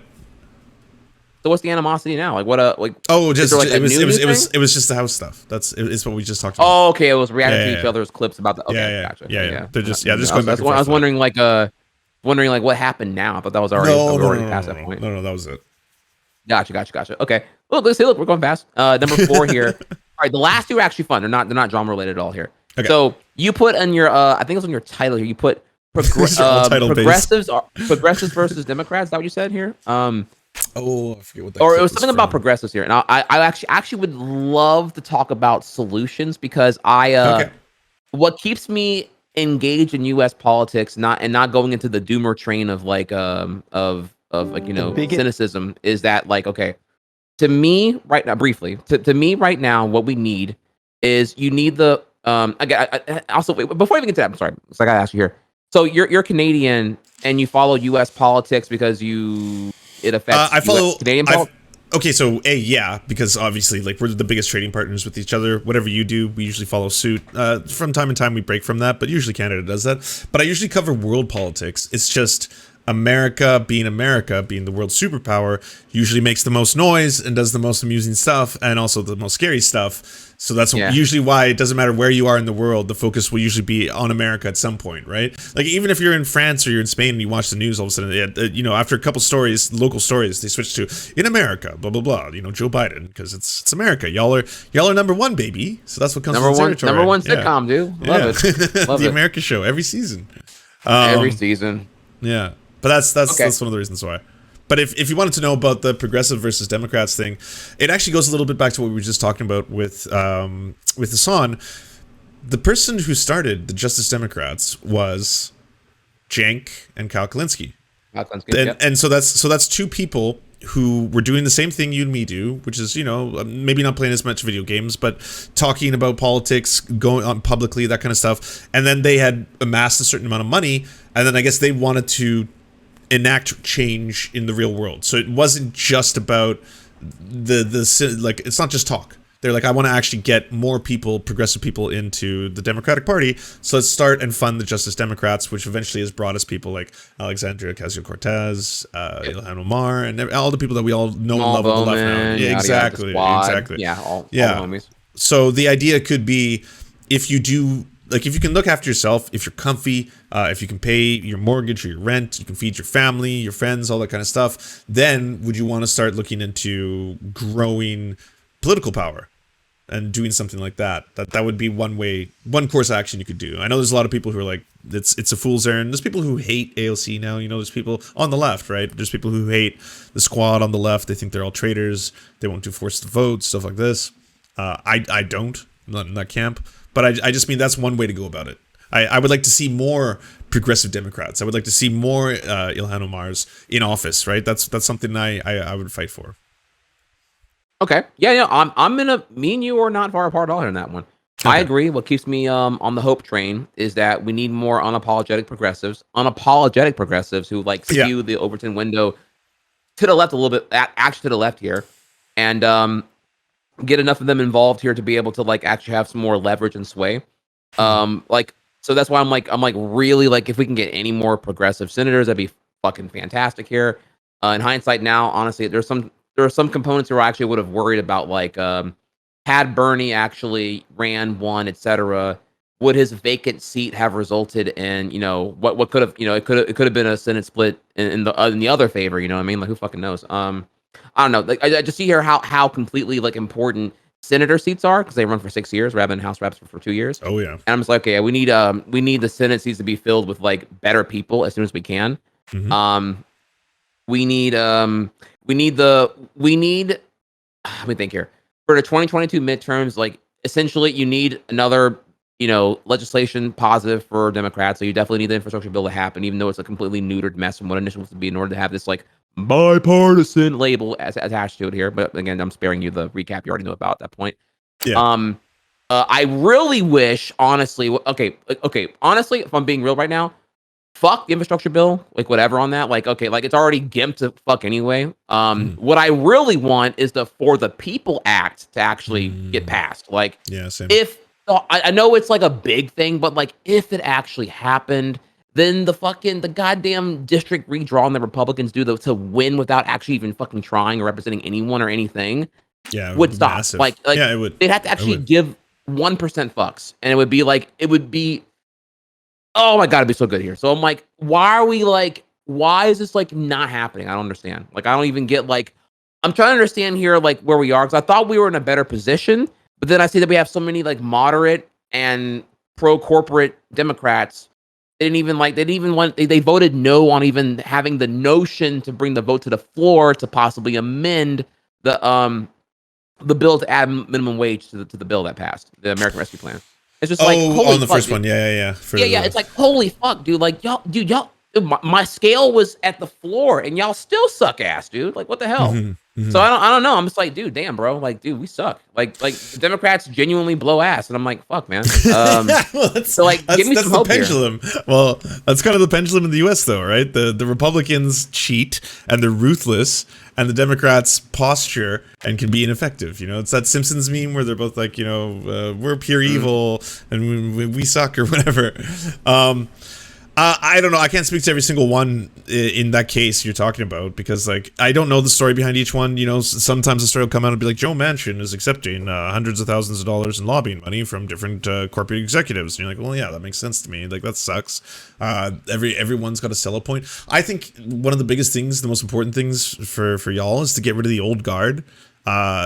Just like so many deeply entrenched old Democrats who have been in politics forever and are hardline. They have been. They're dinosaurs, dude. Yes. Like, why are there not term limits? I don't know. I don't know. It's They're actually crusty. it's once every 6 years. Dude, if you get 2 terms, you've been there for so long, and you can just remain so uninformed on everything. Like, imagine being a senator, like elected senator in 99 or 98, and then like you win 2 terms and you're still senator like 2010. 9/11 happened. Napster happened. The Digital Millennium Copyright Act happened. Facebook happened. Antitrust with social media conglomerates happened. AOL crumbled. Google Fiber started. Gmail popped up. I can go in here, but you get the idea. Like I was like, you haven't even reached 9/11 yet. I know, I do. It's like while owning stocks.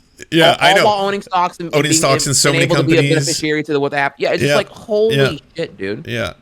Like I know what's happening here. Like the only way we actually get like genuine EV like rollout is whenever congressmen make enough money off of their stock buy-ins on it to cash out and win.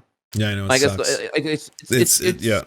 Everything is a run and gun, and the problem is time runs out with a lot of that stuff. I don't know. I'm an optimist though. I'm an optimist, Trihex. So I still think positive. I still think there's good stuff on the horizon, especially in the U.S. Yeah, you're in Canada. Yeah, your reaction to the pandemic was actually reasonable, and y'all have like depends where you were. Depends where you were. Depends where you were. Y'all didn't have like y'all didn't have some kind of like UBI tethered to the duration of the pandemic. Oh yes, okay, so yeah, we had that, but that was a big difference, obviously. Okay, all right, yeah, I know. In America, you get told, here's your freedom and fuck out of here. I know, it sucks. I have a hard time complaining about Canada. Please tell me how bad Canada had it for the pandemic. I know. Please tell me. Same thing when it's like, but we don't have dental care. And you're like, oh, you don't have dental care? Oh, that's too bad. Oh, fuck, that must suck, bro. What's that like? I'm like, okay, wait. We also don't have pharmacare. It's like, oh, no pharmacare. That sounds kind of weird, yeah. How about public health care? Yeah, how about that? We also have Medicaid, but the Medicaid age starts at 0. That's the biggest difference between the US and Canada. Instead of, what is it now, 65? I think in the US that's when it starts, yeah. Yeah, no, it's fair. I can't complain about that. I don't have a leg to stand on. I'll just say this. I'm not here to also shit on. I just know that our reaction has been absolutely 0 and bad, and it's been so bad. Here's where you all ramped it up was the vaccines. That's where I was like, holy shit, America! This is just like, look at the wealth of America. Boom, Pfizer. No, doesn't even count. Here they come. Like we have 100 million doses, 200 million doses. That only happened because there was money to be made there. They didn't do it because they actually cared. Yeah. Okay. Let's make sure it's covered here. Okay. There was not just money to be made in the process of. There was money to be made at the end I think there is a genuine concern that if we get everyone back, then you get the workforce back. Like, people want COVID to be over, unless you're in the weird conspiratorial side of the internet, unless you're just like, oh, they're using this as a weapon to control us. Unless you're doing that shit, everyone doesn't want to keep doing this shit. Doesn't matter. Like, I don't want to have to keep wearing a mask. You don't want to have to keep wearing a mask. I don't want to have to worry about people getting sick. I don't want old people to die. I don't want frontline workers to die. No one wants that. It's just we have different ideas about how to get there. And half the country doesn't believe in vaccines. So what am I supposed to say? I mean, I'm talking to what is it? An echo chamber. I mean, you're the same way. Like, I don't know any Twitch streamers who are anti-vax. Maybe there is. I don't know. You don't? No? Oh, bro, hang on, wait. You want to? Oh, you should go on like what is it? You should go on Dylan Burns' Hippity Dippity podcast, man. You should see. Okay, yeah, I've been on the Hippity Dippity. Yeah. Oh, okay, but that doesn't count. That's like those are like small. They count. Oh, they're not people now. They don't count. They sure as fuck vote with me. They don't count. They don't count. But what I mean is they're not like news organizations. They're not like the TYTs or like the Majority Reports or the like the Humanist Report going, or like the Owns or the Fox News. Those are like people like me, like opinion pieces, like pundits. You know, like they're not like I would be much more worried. Like the OWN network scares me. Breitbart scares me. Like even Fox News will come out and be like, hey, at the end of the day, you know, it's the vaccine works, but you know, you may or may not want to get it. It's up to you. Are you healthy? It's up to you, right? It's slightly different than, I don't know. I feel like they have more reach. There's more danger. I know, but now I'm like, I know this is being clipped, so I gotta talk fast. I'm filling the gaps. Well, I'm happy now the FDA approved the Pfizer one, so we can finally like we can get somewhere now. Tell Joe Rogan, please tell Joe Rogan. Yeah, tell all of them, dude. Like I'm just waiting for all the goalposts to get moved now, because you know all the vax hesitant and the vax skeptic, they're in the camp now where it's like, well, I'm waiting for it to be safe, or you know, I'm waiting to see what happens. Well, but it happened now. We're there. You know, they got the horse dewormer though. You heard about that, right? Yes. The parasite remover gel that you consume, and it ruptures your insides worse than a freaking than questionable Taco Bell. Yes, that stuff, which is infinitely more inconvenient than just getting a fucking vaccine. Yes. Yeah. Especially or getting a convincingly fake vaccine card. And that is also more inconvenient than just getting a fucking than going to get the vaccine. Yes. Yeah. Are you guys doing that too? Where you have to get a vaccine card to be able to go to public spaces? Sir, that's called a vaccine passport, and that is the most unethical shit in the goddamn world. Never in this God's green earth would I ever demand such a fucking thing. You're gonna be able to tell me and infringe on my freedoms right now and tell me that I can't go to a concert, bar, theater, or any kind of large gathering unless I get the Pope. Subway system. Fuck you. I don't live in Biden's America. No. I okay. First off, not only do we not have anything like that, I wish we had what France was doing here. But do y'all have that, by the way? Do y'all have that? We're starting to, yeah. BC's going to enact it, I think, in like that 2 would weeks. be great. I wish we had it. No. Not only do we not have that, we don't even have a national registry for who's vaccinated with what. I forgot about that. Yeah, no, our shit, bro, it's like individual hospitals are up to like, they have to like literally come together like Captain Planet and figure out how to make them happy. Like it's like, why didn't we do that we had time? Why are we just sitting here with thumbs in our ass and not making the registry happen here? Like there's not even like, the only thing I can think of right now is they'd have to like get every hospital involved to like literally throw them all the records and make some kind of like makeshift registry, right? Yeah. Or just make up a new spawn point for tracking everything when all the boosters come into play 8 months after the vaccine came out. Gotcha. One of those two here. And for us to even get to the possibility of realistically enforcing a vaccine passport, which I would like to see right now, actually. I don't even want to infringe on the freedoms, actually. What I'm saying here, actually, I'm actually more liberal or moderate here on the whole thing. I'm not saying fuck you for not getting vaxxed. What I'm saying is let businesses now be able to have separate corridors. Okay, fuck it. You want to go on your you want to get hot boxed on your non-vax flight? Go at it, bro. Get COVID over there. I don't give a shit here. I want smoking and non-smoking. I want vax and non-vax. I want to be not near them. They can give them non-vax theater screenings for Spider-Man. Cool. I want to go to the vaccinated one. That's all I want. You're free. Do whatever you want. Let the free market decide what to cater to here. On top of which, well, I was also going to say, freedom doesn't mean you have the freedom to make everyone around you sick, right? You should have the freedom to not have to be around that person. That's also freedom. Freedom goes both ways. And that's what I hate here, that we don't have like a COVID. We don't have like good COVID tracking, because I feel like if negligent people had some kind of tangible way of knowing who they infected through COVID trace contacting, I feel like people would feel like they act, oh my God, there's consequences here. Holy shit, I feel like crap. But they don't know. Nobody knows who they infected, because you could be carrying it asymptomatically. You're not getting a fucking test done. I know you're not. And so when someone else gets sick from you indirectly, you'll never fucking know. So conveniently, we just skip the part where, you get the shame. There's just like, negligence in action, no shame. We dodge the shame part. The thing that would change how you feel about what you're doing right now. So we're just looping all day. Boop. Boop. It's too bad. Shame's important. It is important, yeah, because you'd be like, oh God, I got little Susie fucking sick and now she's in the ICU ward. Wow. Fuck me, I'm trash. That would be really great. Good. Go get back. Powerful influencer. Oh yeah. But no, we don't have registry. We don't have COVID trace tracking contact. All things the other countries did that I've already anything New Reduce the Zealand numbers. did, we just didn't do at all. Yeah. Whatever. I mean, I feel like even when going back now in hindsight, fam, not even hindsight, I knew this beforehand. I don't even need hindsight here. It's like if we had just tackled nationalizing payroll temporarily, holy crap, that would have been infinitely cheaper. Yeah, because because ultimately now what we're doing is we're just we have a shittier economy that's just not making as much money revenue comparatively here. If we just nationalize healthcare temporarily and paid everyone to stay home and get 80% of their salary cap or some kind of equivalent percentile, yeah, legitimately in 4 months we would in 4 months we would have been done. And you would have saved a lot of lives. A lot of lives, a lot of money. No, forget lives because that requires them to actually care about people. No. True. Use money. Use the American idea of fuel money. It would have been cheaper because it would have taken as long and cost less money to just do that instead. But here we are now with layoffs on the wazoo. The PPP was a fucking disaster. Unparalleled corporate socialism that happened for companies that were crying for money within 2 weeks of the pandemic starting. Yeah. And here we are now. I don't know, dude. I'm sorry. I'm mad. This only really gets me aggravated because of how preventable everyone it was. Should be. And that's not just an American phenomenon. It's been worldwide where you see big, like you said, corporate socialism, right? There is huge amounts of bailouts to companies that should otherwise be failing under these conditions. But in some of them, I don't understand why. I'll give you an example. In Canada, we gave the tar sands $10 billion in relief money.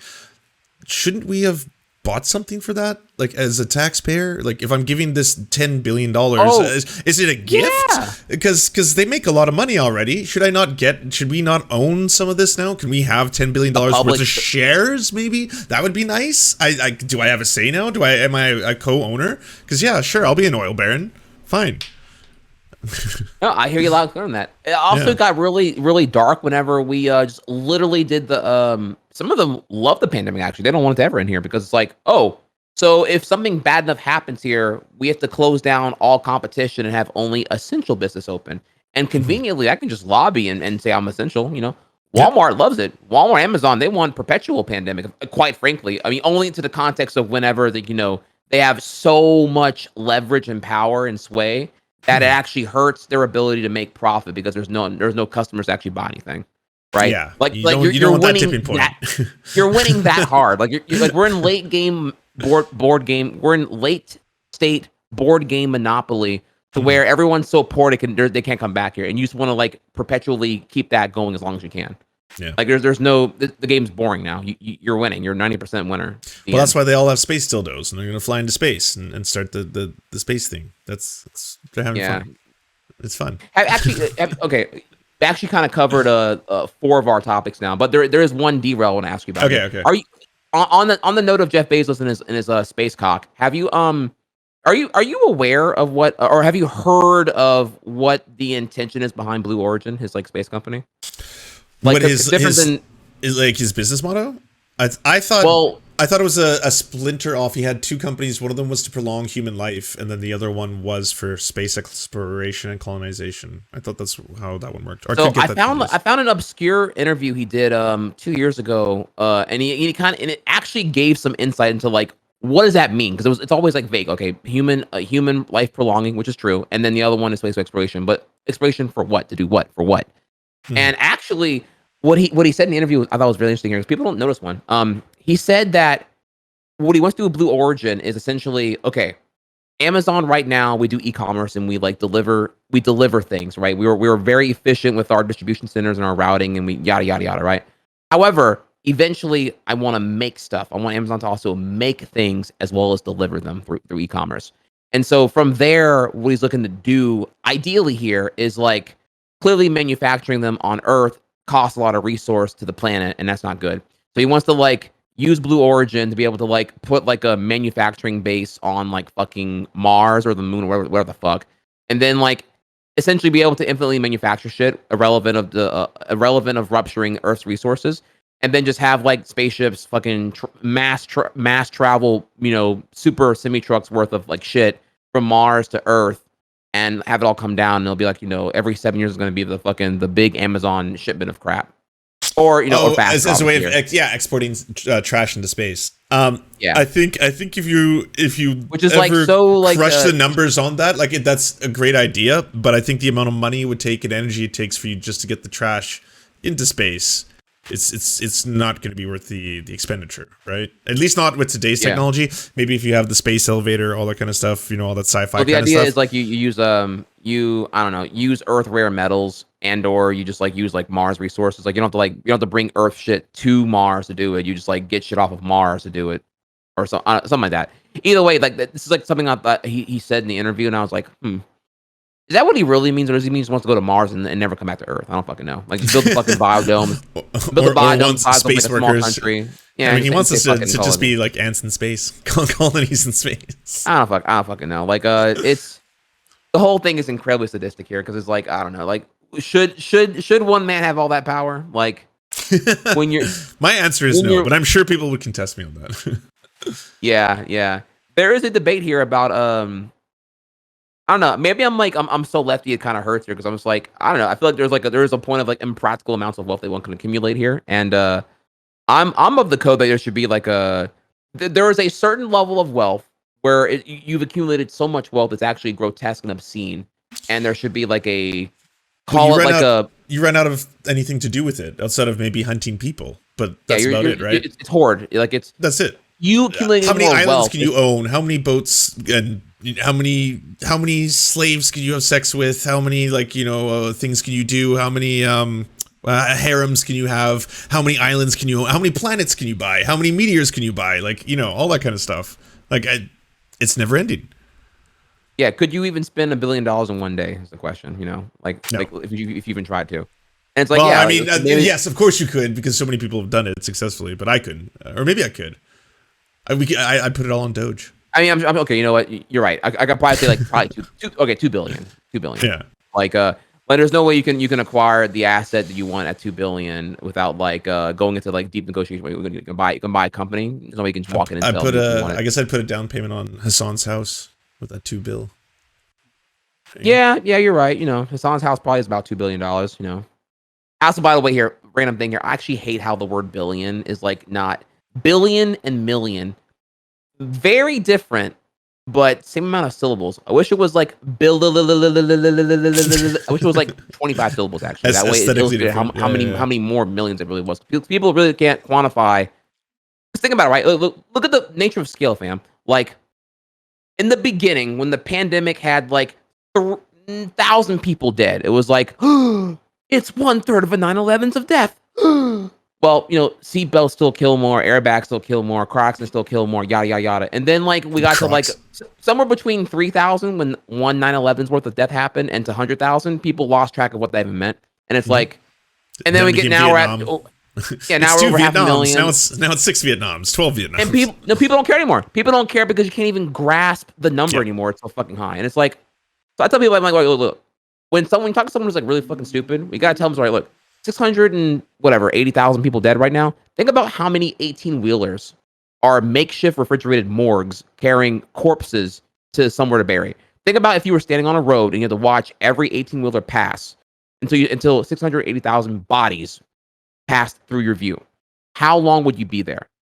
That's my exercise to illustrate the point of how anyone who would even try to downplay it now or doesn't grasp how many people dead that really is. Yeah, because that's the thing, we don't have that. The one big fail. Okay, there are many failures here, but the one of many failures of the U.S. Massive media here is that they're not doing a good job illustrating the scale of that death. That number in isolation is not even relatable. What does it even mean? At a certain point, it kind of got to where everyone knows someone, right? It's getting up there.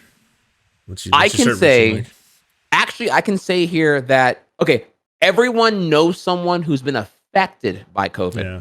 I can say right now, though obviously I'm a streamer who's very, isolated from everything here. So I don't know anyone. No one I know personally has died from COVID. Okay. No one I know personally. But I do know people who've gotten COVID. Yeah.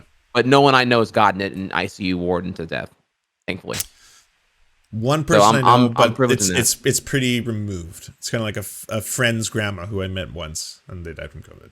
Yeah, but that's kind of the thing. But yeah, but I think the more important one is like people who've caught it, because like, you know, ultimately it's a matter of like immune system and like, you know, genetic lottery, if you can like bear it, take it, and not how many underlying conditions and everything else here. The whole point here is that you don't know who you're giving it to if you don't do the appropriate measures here. So the whole thing is just like, give a shit, wear a mask.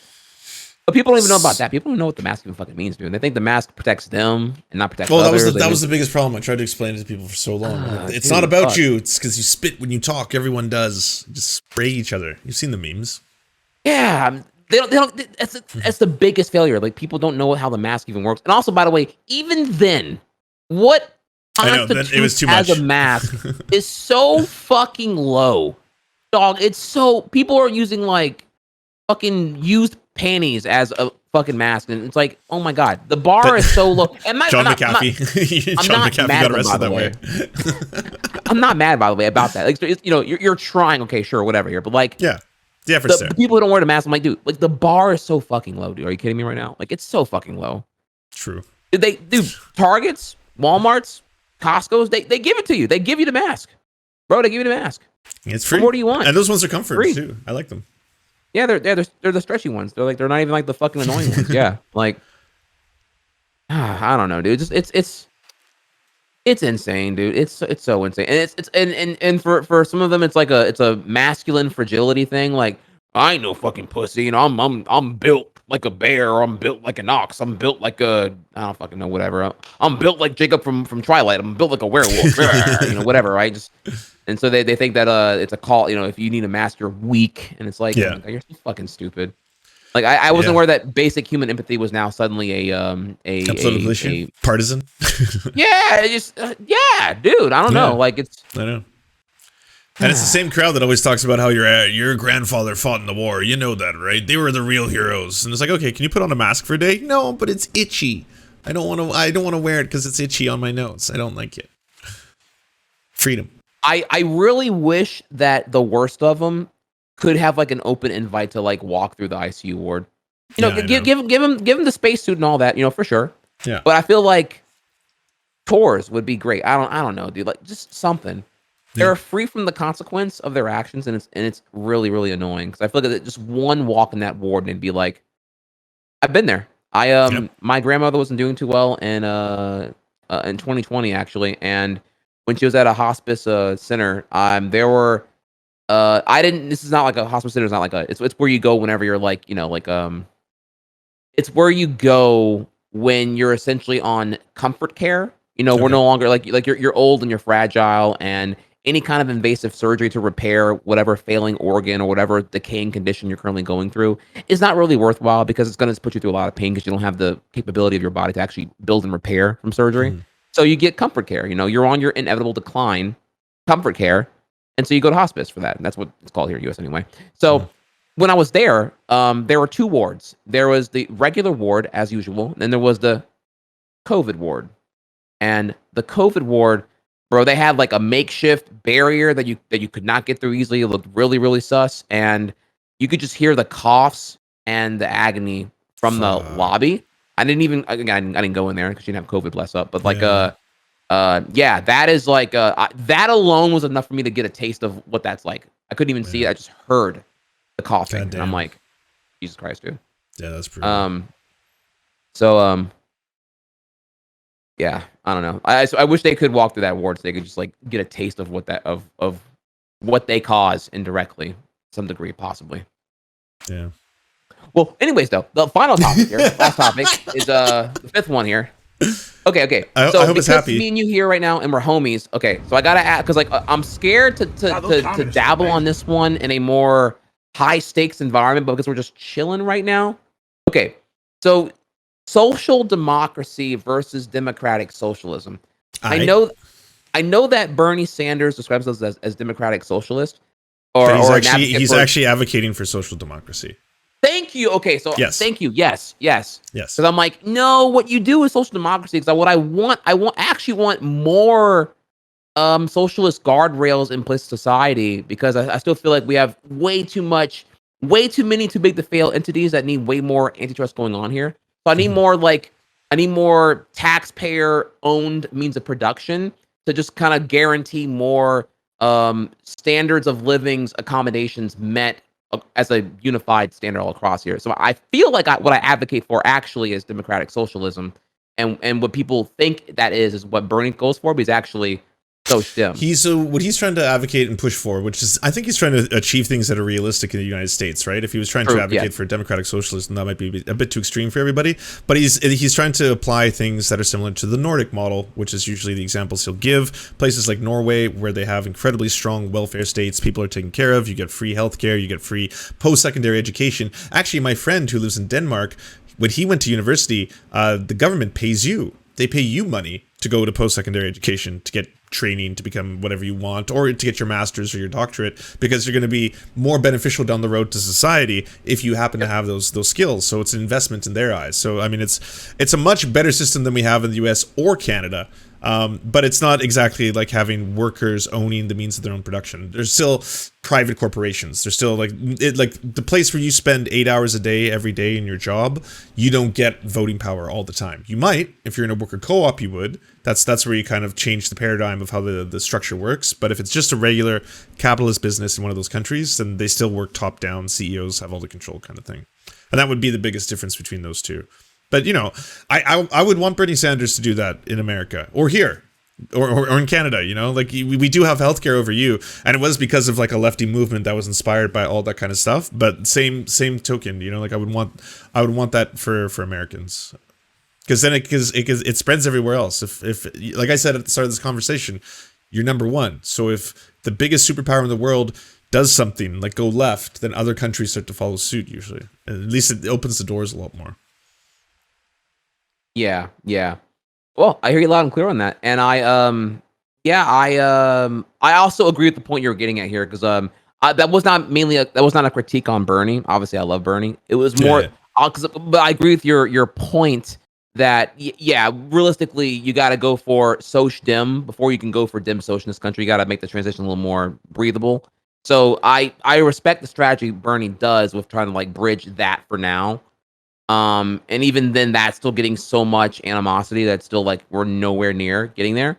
Yeah. But I'm just more wondering. Yeah, when people ask me when I'm like I'm going to be able to refine further and say, well, technically, I really advocate for Dim Soc ideally, but I get that in America, what I advocate for in a perfect scenario is very different than what I have to practically apply realistically IRL and the context of USA. We got to like bridge it a lot further in here. But thankfully, it seems to be that we are in America, we're getting socially progressive. But we're definitely, what's the other one here? There's like socially conservative, socially progressive, and there's like another one. We are, I know our politics are very conservative, but we are socially the opposite or something like that.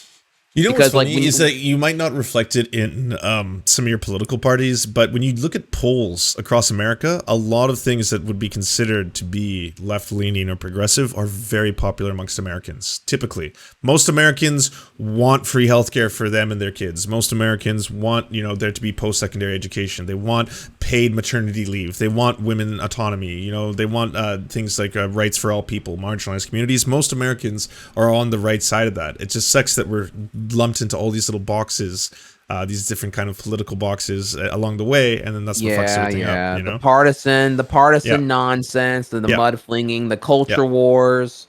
Yep. And that's why they're so effective. That's why they're so effective, because when you got down to it, everyone's usually on the same page on a lot of those things. It sucks. You're right. Yeah. Because you're right. Whenever there is direct democracy ballot initiatives, they overwhelmingly vote to legalize marijuana. They overwhelmingly vote to increase the minimum wage, etc. Here, why wouldn't they? It just doesn't make sense. Why do you want to earn more money tomorrow? Oh yeah, okay. Florida votes for Trump and overwhelmingly votes for increasing the minimum wage. They want a populist uprising. They the populist policy overwhelmingly sways towards these like lefty ideas. I hate to even call that. It's just even sounding left or right is the whole problem. The whole it's the problem. Yeah, I know. We'll just say ideas, high level ideas. High level. Ooh, I like that. High level ideas. Dave Rubin will be proud. Actually, these are high level ideas. He is. All All right, I gotta run and pee. Trihex, did I answer all your questions? You survived my 5 questions. Thank you. Nice, nice. You were interviewed today. Thank you. No, thank you. This was fucking awesome. That was an absolute blast. Yeah, we have our homework. We have to figure out a hate watch movie. Next time, hate watch Prime watch party between. I've never done a duo Prime watch party too. I haven't either, actually. No, I haven't. So we're innovating the meta right now. I love it. That's awesome. Hey, that's better than the last 2, by the way. I had nothing against the hot tub meta. I had a lot of problems with the gambling meta, but we'll bring on the Prime video meta. That'll be the next meta. Actually, damn, dude, we should talk more often, because I have no one to really talk to about all these things I have takes on, and I would love to pick your brain on the game. Okay, let's say that. We'll say that for the next one. Okay. Okay. I got a lot of spicy opinions on that one too. No, for sure. Not now. This is like I gotta go tingle too, actually. So yeah. Okay. We'll talk. All right. Thank you so much, Trihex. Good awesome. Shot. Later. Bye. I was dope, everybody. Obviously, go to twitch.tv/Trihex. Go follow Trihex. He's awesome. Trihex is fucking really good people. Sleeping Chico. Yeah, he's really cool. He's really cool. He's funny too. Do you want movies and Serfs watching the movies? So then come over to the new channels. It's the Serfs cinema. Thanks so much for watching, everybody. Can you do the thing, that thumbs up and comment and all those things that help us out in the algorithm that controls every aspect of our lives? Also, if you happen to have a Facebook account, can you delete it? Like just delete it. You should probably delete your Facebook account, because it's not a great company. But hey, if you can't do that for whatever reason, I understand. And could you also go to facebook.com/thesurftimes then and give us a little like and a follow. We're just trying to push back against the fact that people like Ben Shapiro happen to dominate the platform entirely.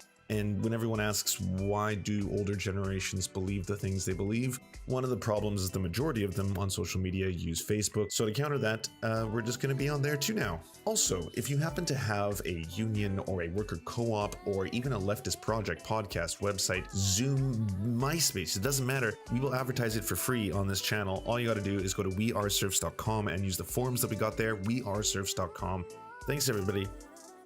To our gods, Tigro and Payton El Jus, we pray to you, our sky daddies, to keep us safe from harm. To our monarchs, Tom Spiker and the Tim Caucus, we shall humbly clean your golden toilets in your spatial palaces. To our lords, Ultra Wolf, Evan Nudie, Trevor R., Alexander Thaler, Ryan Lubin, and Jeff Lamb, we are eternally grateful for this small segment of land for us to toil and work. To our knights, Ariane McCarthy, Daniel Sutton, Ants are still running the world, Coulter Smith, Val 9000, Jenna Tall, Dark Puppy, Quiet One 85, Anna Loves Riley, Omni, Riley and Anna, Poodlehawk, Ultimondi, Trevor Janis, Lemmy 101, Anthropophojack, Sharon 42, Chronic to Hemphog, Catherine, Bone Jenny, Radical Maniac, Ramona Costa, Jimmy Bignuts, Violent Orchard, Sophie Baby, Political Puppy, Andreas Chiringuito, Zach Christensen, Jopi, Josh Mickelson, Todd Buckingham, and Todd Lajeunesse. We raise our glasses, we raise our swords, and we salute you, our friends. And to Lance, you are the wind beneath my wings.